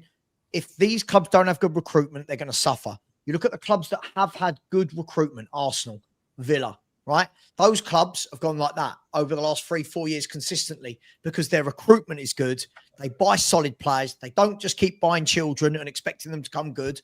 They buy senior pros, stick with their manager, and it's worked for them. We are...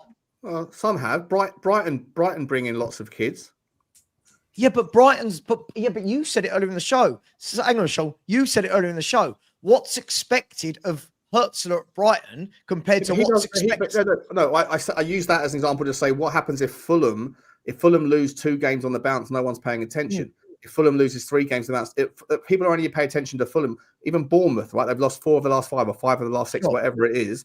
No one's really talking about it because the expectations are different. Of course. If that happened at a bigger club, but Brighton don't do that. Brighton are just consistently chipping away. Villa had a shit start, but consistently chipping away. Listen, let me bring Stel in quickly because I'm speaking too much. I'm the host. Stel, are you on the path? Are you on the path of I'm not sure. I mean, I agree with what Sava and Lubo are saying. I'm not disagreeing. I'm playing devil's advocate. I'm just saying that had it gone a different way, had the Brentford thing fucked up, if that result hadn't been good, the noise that was already starting in the media, I believe, would have ramped up if it does continue. Then there might have been a poor decision. Big YouTubers who are on big platforms like a Tapping Tobes and Abby Summers were frank. Right, they made up their minds. So the noise was massively ramping up. For me, I'm just going to repeat what I say every week. The squad is better. Oh, they're getting clipped if it turns. Yeah, right. Look, for me, I've been consistent with 3 things with Frank. 1, he's got to prove himself. 2, he gets to the end of the season, but he's got to show something in December. I said he's got to win 2 out of 4 Premier League games. He's won 1, so he's on the way.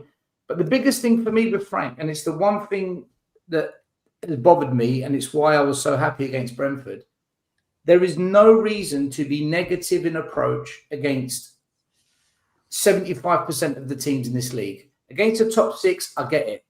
He can't just go for it because we're going to get eaten alive. He's got to be smart like he did against Man City. And even then, we might not get that result. We might be smart against Arsenal and still lose, but at least give it, don't be ultra defensive. But against the top 6, I get it if Frank wants to be pragmatic. I totally get it.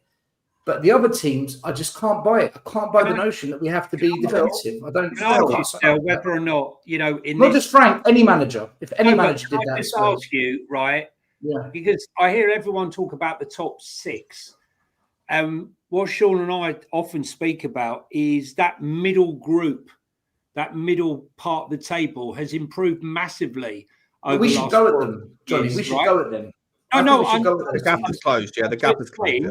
That middle 4 or 5, that middle pat pitch is causing problems for all the teams. Liverpool, Man City, even Arsenal, right? And, you know, I think we've got this perception, historical perception, that anything other than the top 6 is a walkover and we should be just going gung-ho. What I'm saying is I felt like the quality has massively improved in the last 5 years. And this expectation just to waltz in and you know, beat a Sunderland or beat well, not Sunderland maybe, although they're doing very well at the moment. That first half against Fulham, take away the ridiculous piss poor Vicario brain fart. That could have been 4-5-0 first half. We were god awful. Just go at them, man. Like,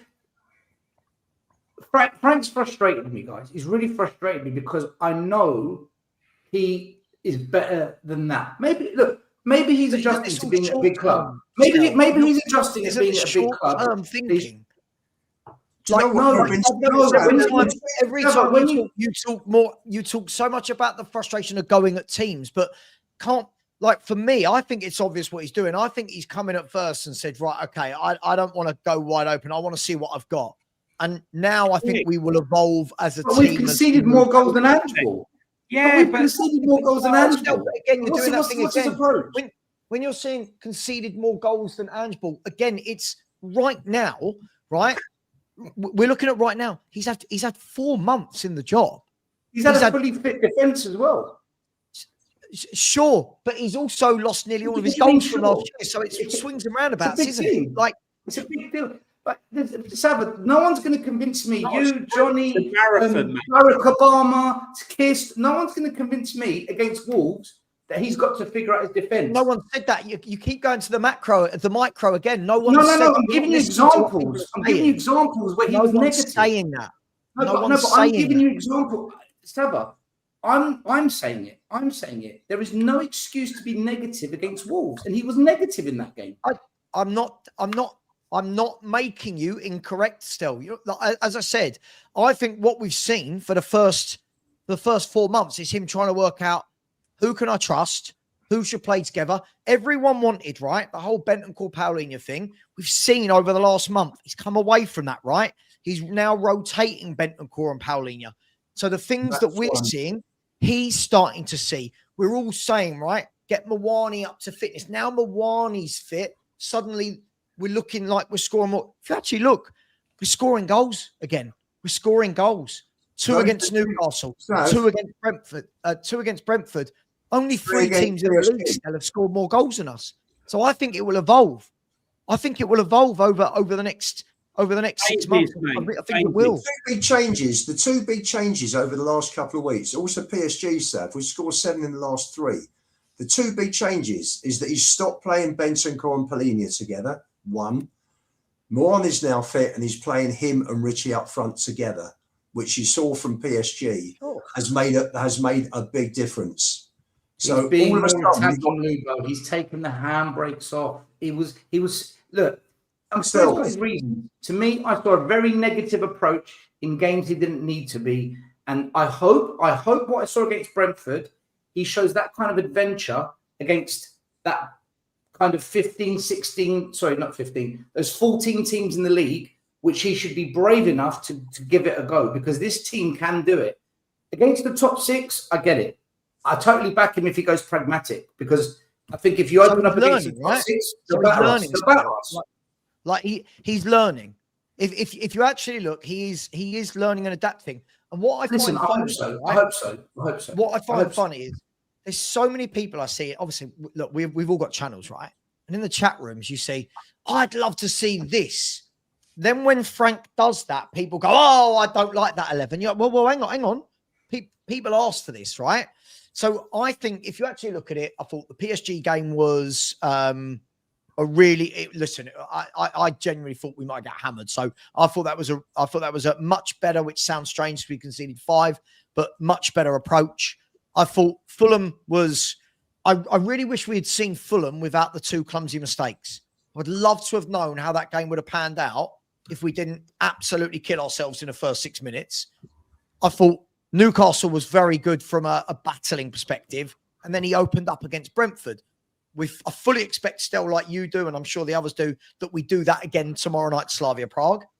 But I wouldn't expect us to go to Forest and do that. Correct. I wouldn't. Forest are a tough team. Like they will be physical, defensive. They will be hard to beat, right? I don't expect we're going to have that many. Do you know what I mean? So I think we've got to be careful that we don't expect the same as Brentford in every game we play. But I meet you in the middle with this still. Everything that you've said, I agree with. He's got to show. He's got to develop. But I do think as a fan base, we need to get to the end of the season and go, where are we? Rather than going, somebody in the chat just went, where are we compared to Angie's first 15 games? And I think he's like 1 point in front. And I'm like, well, what does that, I mean, really? What does that mean? Like 1 point ahead, I think it is after 15 games. What does it matter right now? It's got to be about what we're doing for the future. I think, I agree. Look, the only big frustration I've had with our fans this year, not Frank, our fans, is the way that they think the players are like really, really bad. I don't think the players are great, right? I've said it 1,000 times. I don't think they're top 4 level, way off that. But I do think they are capable of that 6th, 7th spot. And too many people have spoken the players, the whole squad down below the level I think they are actually where they should be. I half agree. I half agree with you. If fit. This is the problem. When you look at it now, right? Like we're going into this game tomorrow night. We've only got 2 fullbacks in the entire squad. Like you think Destiny Udogi's out now and for a month, is he? Right? We got 2 fullbacks. Did Mawani limp off? He was training today, Johnny. Okay. Right. Apparently, Madison was in training. Someone said Madison was in training. He's way off still. Training. Frank said he's a long way off. Miles off. Next year, mate. You guys, did you watch the build-up to the Man U Wolves game and listen to what James Maddison was saying about Frank and the players? No. I didn't see anything. If you go give that a watch, it's quite good. He talks about like Xavi Simmons and stuff like that. It's really good. It's really good. Mate, Simmons is quality. People that brought him off are it's ridiculous. He's a top player. For sure. He's a top let's sort of for the next 8 minutes left, we'll talk a little bit about Slavia Prague tomorrow. I've taken a look at their team. They're undefeated in the Slavian the league. Slavian, it's not even a word. In the Czech league. Gonna get us cancelled on that one. In the Czech league, they're undefeated at the top of the table. I don't recognise any of their players. I think that they've got a player at the top. A guy called what's his name again? Who scored a hat trick the other day. He's apparently very, very impressive. Any thoughts, guys? How do we go about this game? We should have enough, shouldn't we, to be able to comfortably win this one? Arsenal went there a few weeks ago and won 3-0. To them, Arsenal won 3-0. Yeah. It took them a while to break them down. Mate, they're 4th off bottom in the Champions League table. They haven't won a single game in the Champions League. I'm saying we're going to win. I'm just saying. We're going to beat them 3-4-0. I'm so confident we'll beat this lot. No worries. He's not going to. I would have liked him to have kept the same team as Saturday. Keep them. What is more important? Like, could we rest? I would rest players. Could we rest 3 or 4 players and get the win that we need and have the players fresh for Forest? If we can do that, if we could rest 2 players, we can't rest Jed Spence. We can't rest Porro. The only 2, Johnny. He'll keep the same back 4. He'll keep the same front 4. He'll bring Bergvall and Polinia in for Benson and Gray. Yeah, I agree. Did we rest players against Copenhagen? I can't remember. Yeah, we did actually. We did, didn't we? Because Copenhagen's better than this lot. So if we rested against Copenhagen, we should rest against this lot.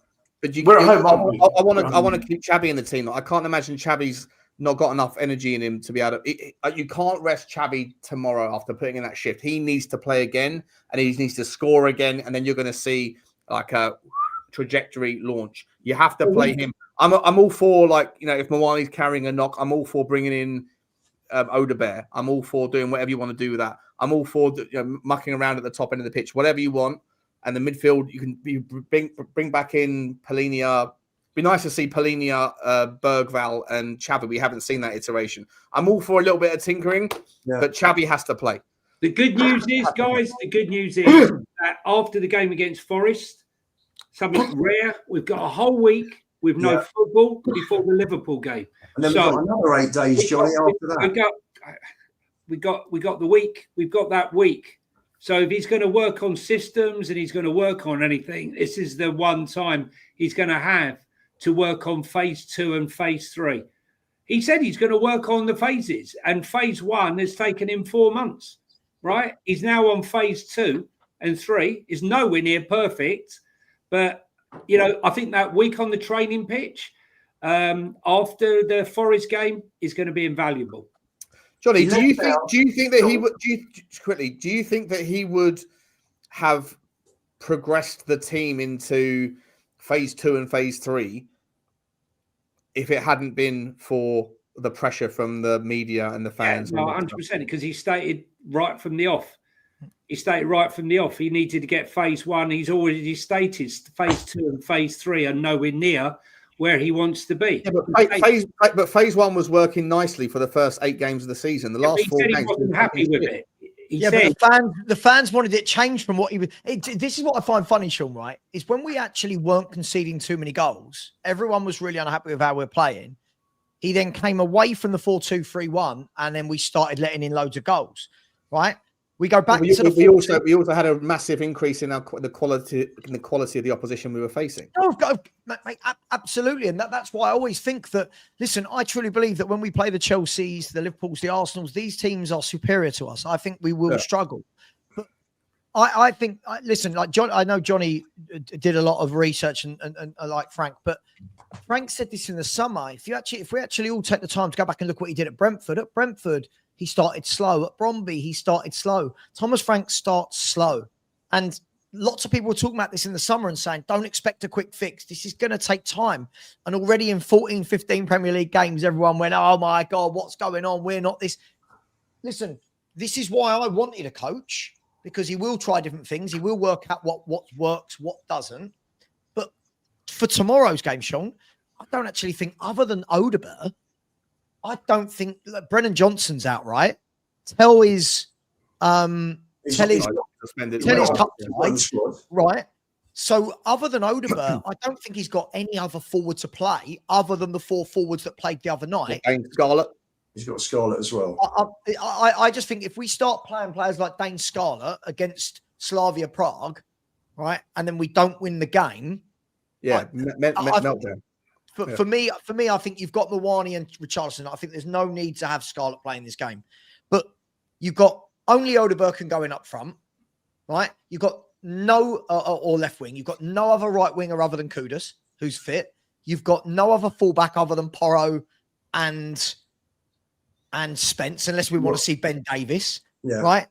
You've got only Danso other than the other 2. So I don't think there's a lot of option other than centre mid, which I think, funny enough, is where we're weakest. So I don't think there can be too much rotation, mate.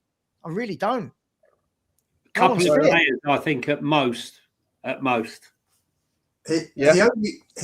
Frank only rotated Richie and Paulinia for the Copenhagen game. So you checked your diary, have you? I have. I checked the programme. Can I ask you a question, guys? Sorry, can I ask you a question? Programs are us, available by the Big Lebowski. Guys, can I ask you a question, right? And this goes back to saying, what do we want to be? And the fact that tomorrow night is a must-win game in terms of Champions League, right? It's so funny, right? That because I've said Dane Scarlett shouldn't start, Alex immediately in the chat says, proof that Sava doesn't back youth. He deserves to start tomorrow after what he did against Copenhagen. I'm sorry, guys, but this again, are we supporting Tottenham Hotspur in the Champions League? Or is this a League Cup game where we can just give someone a run out? Why is it, if I don't want to see Dane Scarlett start up front in a Champions League game, suddenly that's me not backing you. Absolute rubbish, guys. This In is the chat. mental. Go 3-0 up and bring Scarlett on. Right, Lubo. That's the fine. different scenario. You're not starting him though above like people who wanted him to start over Richarlison. It's like I don't rate mental. Richarlison. It's absolutely mental. Look, the thing is, Abasar is going to Africa. I think he should be playing tomorrow night. I think he should be playing against Forest, and then tough shit if you're a bit knackered, mate. See you later. See you in 6 weeks. Right? Yeah. That's it, because that's how long he'll be gone to the final, probably. You would play Saar against Anderson and Morgan Gibbs-White next Sunday? I just would play him just to get him out of the way. Yeah, I would. I don't care if he gets. I want to see Bergvall tomorrow night. I want to. I know we don't need Polinia tomorrow. We could easily just justify going to you could justify Saar and Bergvall and Xavi. That's what I'm saying. Tomorrow night, you could easily do that. But there's part of me wants to see the triumvirate that we haven't seen before. I can't believe we're at what is it now? It'd be 15 games in the Premier League, and then 2 in the Cup, and then must be 5 in the Champions League. So 22 games, and we haven't seen a midfield 3 of Polinia, Bergvall, and Xavi yet. That to me, I don't want to see it. I'll be honest. I want to see it. I really want to see it. I don't want Bergvall in the number 8. I want to see him. I think he's got a lot. I know you don't rate him, but I think he's got. No, hang on, don't say that, Sean, because then everyone in the chat believes it. It's not that I don't rate him. I just don't think he's a number 8. I don't think he's good enough on the football. I think he's a ball carrying, attacking midfielder. But in the model that we play, where do you think his best position is? A 10 or in the double pivot, in the more advanced double pivot? Definitely not in the double pivot. I don't rate him as a number 8. I think in a game where we have loads of the ball, a game like tomorrow night is a game where he can thrive. I think, and I think again, he's a player that needs to be given chances to let his confidence grow. Yeah, I just don't think he's an 8. You know what? I'll take that back. I don't think he lacks confidence at all. Actually, I don't think he's an 8. I think this is the problem, right? I think whoever plays in that number 8 needs to keep the game ticking over and keep the passes. Now, Archie Gray, at least, 5-yard passes keeps it ticking over. Problem with Bergvall is every time he gets it in midfield, he wants to go on a run. That's fine. When you give it away, you leave gaping holes in the midfield. I feel like a game like tomorrow night, you could almost play it's almost like a 4-1-4-1. Sure, but you've got to remember, this is a team that got a draw against Bilbao and Atalanta. These are, I know we should beat them, but I don't feel. I feel like we're doing this. Fair. I don't know anything about with any 11. It's fair. It's fair. We shouldn't be undermining them. I understand that. I do understand that. By the way, man, our ground. We'll bang them up. We'll beat this lot. I didn't say we wouldn't. Yeah, I didn't say we no, but I think it'll be easy. I don't think it's hard. I don't think it's a hard game. I think we'll beat them quite comfortably. I don't think there'll be mugs still. I think, for me, these results they got, was it at their home ground or on the road? What? I don't know. Sava, these draws they got, was it at home or on the road? I'm checking now, mate. Should we do some? We're over the 2 hours. Should we do some predicciones and then we'll round off? I'll let Sava grab his data on that point. Can I just ask, Sean? Away at Atalanta and home to Bilbao. Okay, so the Atalanta one's a really good result. They've drawn 3 out of 5 games. They've drawn 3, lost 2. They've only scored 2 goals in the 5 games and conceded 8. So, Johnny, what were you going to say? They're not clowns. Listen, anyone at this level, they're not clowns. Should we beat them? Yes. Does that mean we start going, this is the game to, this is where I struggle with our fan base. On the one hand, we say, hold on. Yeah, I know what you're going to say, but Bergvall doesn't sit in the conversation of experimentation. Bergvall's a first team player. So, yeah, but he doesn't play in that. He's not played in that double pivot. When Bergvall's played, he's played as the furthest one forward instead of Xavi Simmons, right? My point. Well, can you think of any games this season where he's played in the 2? Yeah, Bilbao have been just as bad as Slavia Prague in the Champions League. They're right down there at the bottom as well. Apparently, Frank said he's going to rotate. So Yeah. Make that what you will. I'm going to go 3-1. I was going to go 4-1. I'm going to go 3-1 Spurs and a comfortable 3-1 at that. I'm going to get up his detailed performance data. I reckon 3-0 Tottenham. I think we win it quite comfortably. Oh, by the way, Snell, I was 2-1 on Saturday. I had it in our predictions and all the other prediction things. I feel like what I'm saying is, I've not once, by the way, said that we're not going to beat Slavia Prague. I have no idea what people are saying. I'm so confused. Look, forget the chat. No, I know. He's played in the central midfield against West Ham. Against West Ham, we played for one, and then we played. He played against West Ham when he scored. Right, that he's playing in the double pivot in that one. He was playing the double pivot against Brighton when we drew 2-2. He played in the double pivot against Aston Villa at home that we lost 2-1. That's not true. At Brighton, he didn't play in the 2 at all. If you remember, according to Transfer Market, he did. Well, if you remember the game, yeah. Bergvall played further forward, then he dropped deep with about 25 minutes when Xavi Simmons came on. Yeah, I'm just letting you know that when he played, this is what Transfer Market and against Burnley in the first game of the season, he also played in the central midfield as well. So either 3 or 4, depending on what you want to believe. Yeah, no, he was fault for 1 goal, and then he made up for it with one of our 2 that we scored. I think we should start Odegaard, Ritchie, and Johnson. I think we should start Bergvall, Simmons, and Paulinho. Start Danzo. Need a rest. Can I just ask very quickly? I think for everyone slagging Ritchie off, I get it, but Ritchie is playing every single minute. Do you not think that he really could? I would rather. I'd drop him for the Forest game, Johnny. I wouldn't play him for the Forest game. Really? Yeah, because that Forest game is going to be one of those where Forest are going to be really dogged and deep and against the Brazilian little monster that they got at centre back, Milenkovic. I think you need a bruiser up front personally against Forest, but that's personal choice. I think Ritchie will spend most of the game on the ground against someone that's strong. Who will just be on. Still, Ritchie's got 4 in his last 6, so the guy's on form. He's the fourth. He's the 4th top goal scorer in the Premier League. Yeah, he's a confidence player. He's scored 17-23 this season. He's a confidence player. Mate, he's bloody shit. Listen, when strikers are scoring, you keep them in the team. Mate, whatever you think of him, I agree. Scoring. That's it. Whatever you hate on a player, you just want them to. You should be wrong about it. But I think against Murillo and Milenkovic, I think we need someone, because the thing is, in my opinion, him and Mawani create space. They take players with them. Right, and create space for Xavi Simmons and Kudos to exploit. That for me is half the job that fans don't see.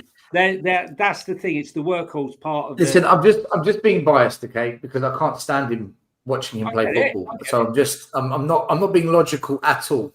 Right? I just can't stand him as a footballer. Listen, but yeah, he's scoring. It makes sense playing against Forest. When we're talking about completely stripping it back, imagine Frank did completely strip it back and played all these fringe players, and then we lose. Everyone will go mad at him. Correct. I don't think these fringe players are so good that we just go come in against Slavia Prague and beat. Who do you play up front then against Slavia Prague? If you don't I think tomorrow night, I think he might bring Odegaard in to rest either. I think he'll bring Odegaard in for Mawani, if I'm honest. Mawani's played 3 games in a row, and I feel like he'll probably need a rest knowing him. Other than that, I don't think there's anyone else to bring in, is there, Stel? Who else you got to bring in? Well, this is what I was saying. Ritchie, Johnson, and Odegaard would be my front 3. Johnson's out injured. No, he's 50-50. Yeah, better off he's injured, to be honest. If Johnson's injured, then I would go to a front. I would go to a front 2. I'd go to a front 2, or just one up top and put 5 in the middle. But if you go one up top, still you can only play Mawani. You can't play Ritchie on his own up top.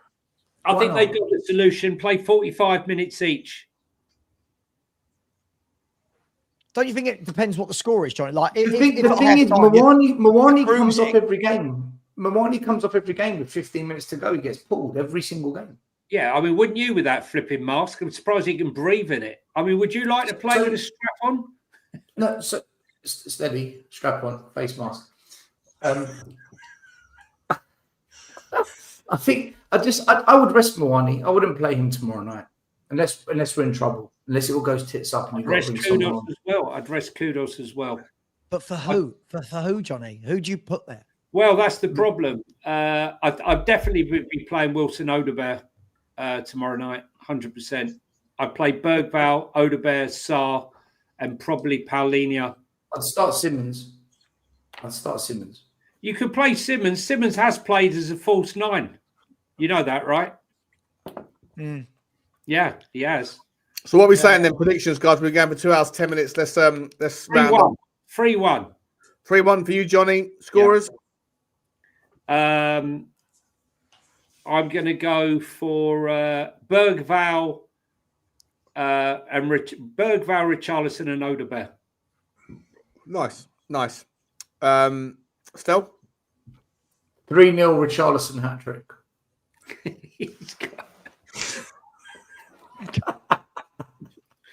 That'd be fucking brilliant, though. I'd love that to happen. Is this like when Stel wanted to see a Tell hat-trick against Tell hat-trick, yeah. Burnley? Still waiting for that Listen, one. I said it's never going to happen, and it won't. I'm still waiting for Mawani to score a Premier League goal. I'm still waiting every week. I wait. Yeah. Although, do you know what I have to say? The goalkeeper from Brentford, the ex-Liverpool guy, made a brilliant save from Mawani's header. Made a really good save from Mawani's header. So. Listen, mate, how good was he at coming out as well? Any ball that went over the top, how good was he at off his line? And I like him. Mate, that's the keeper. We should have signed him. He's a good goalie. I mean, I wanted him. They said that Liverpool were never going to let him go, and then because he was complaining about getting game time, and they bought Marashvili, we should have been steaming in there. I mean, the save from Spence was good as well. No, I think he's a top keeper. Sava? That fucking shit. Yeah, I agree with Johnny. I think obviously difficult because I don't know what team, but I think if he goes strong, I think we'll win 3-1. Probably one of the centre halves will get a header, won't they? We'll go one of the centre halves ahead. I think Bergvall is due a goal, and Xavi Simmons again. Xavi Simmons to grab another goal. Lubanort. 2-0 Romero van der Ven.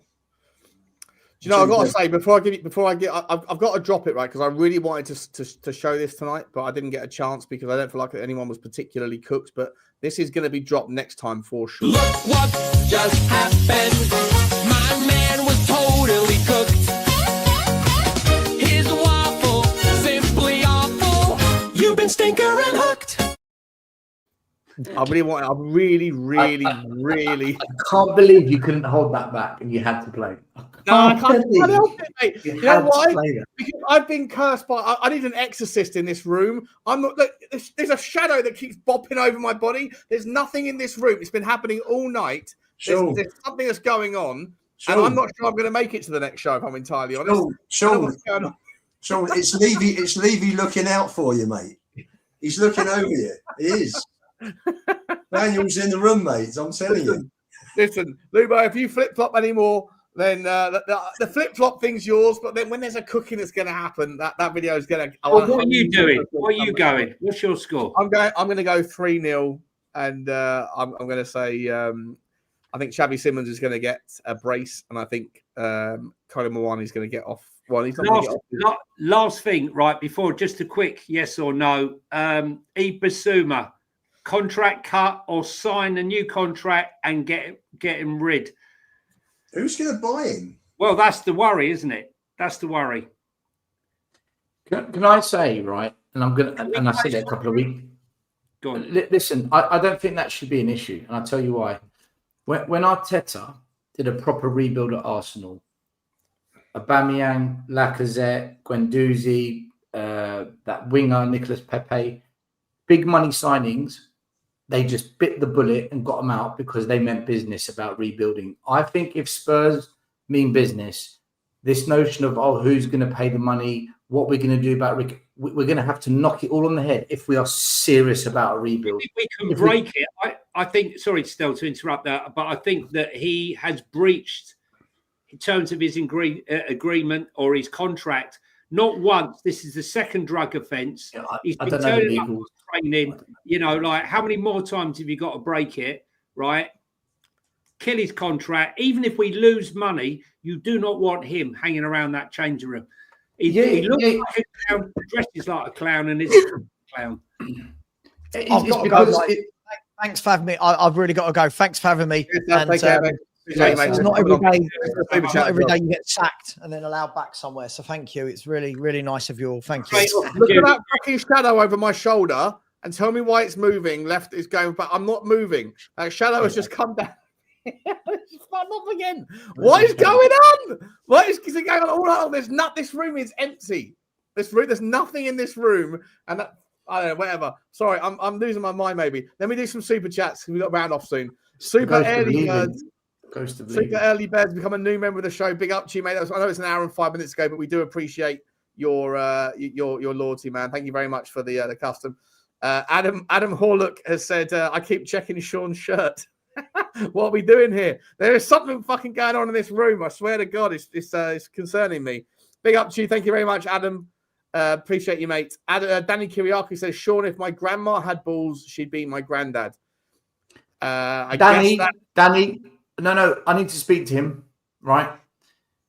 You did a 1 hour podcast on a popular YouTube channel where all you did was criticize the players left, right, and center. Yeah. We beat Brentford, and on the same channel post-match show, you're saying how good we played. Mate, you're in the mud. The mud. Oh, no. Opinions are opinions, everyone has their takes, but some are worse than others, some reflect on their mistakes. But what you just said takes things in another way. Congratulations, buddy, it's the worst take of the day.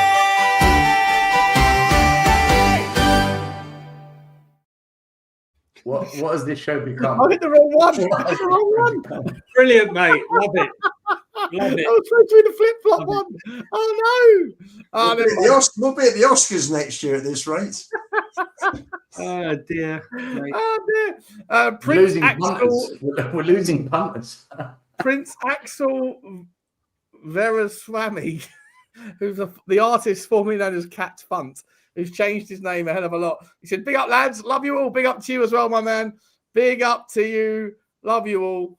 I hit the wrong one. That was crazy. That was shit. Anyway, guys, we're going to go now. We're going to go, and we will see you on, what day are we doing? Thursday night, right?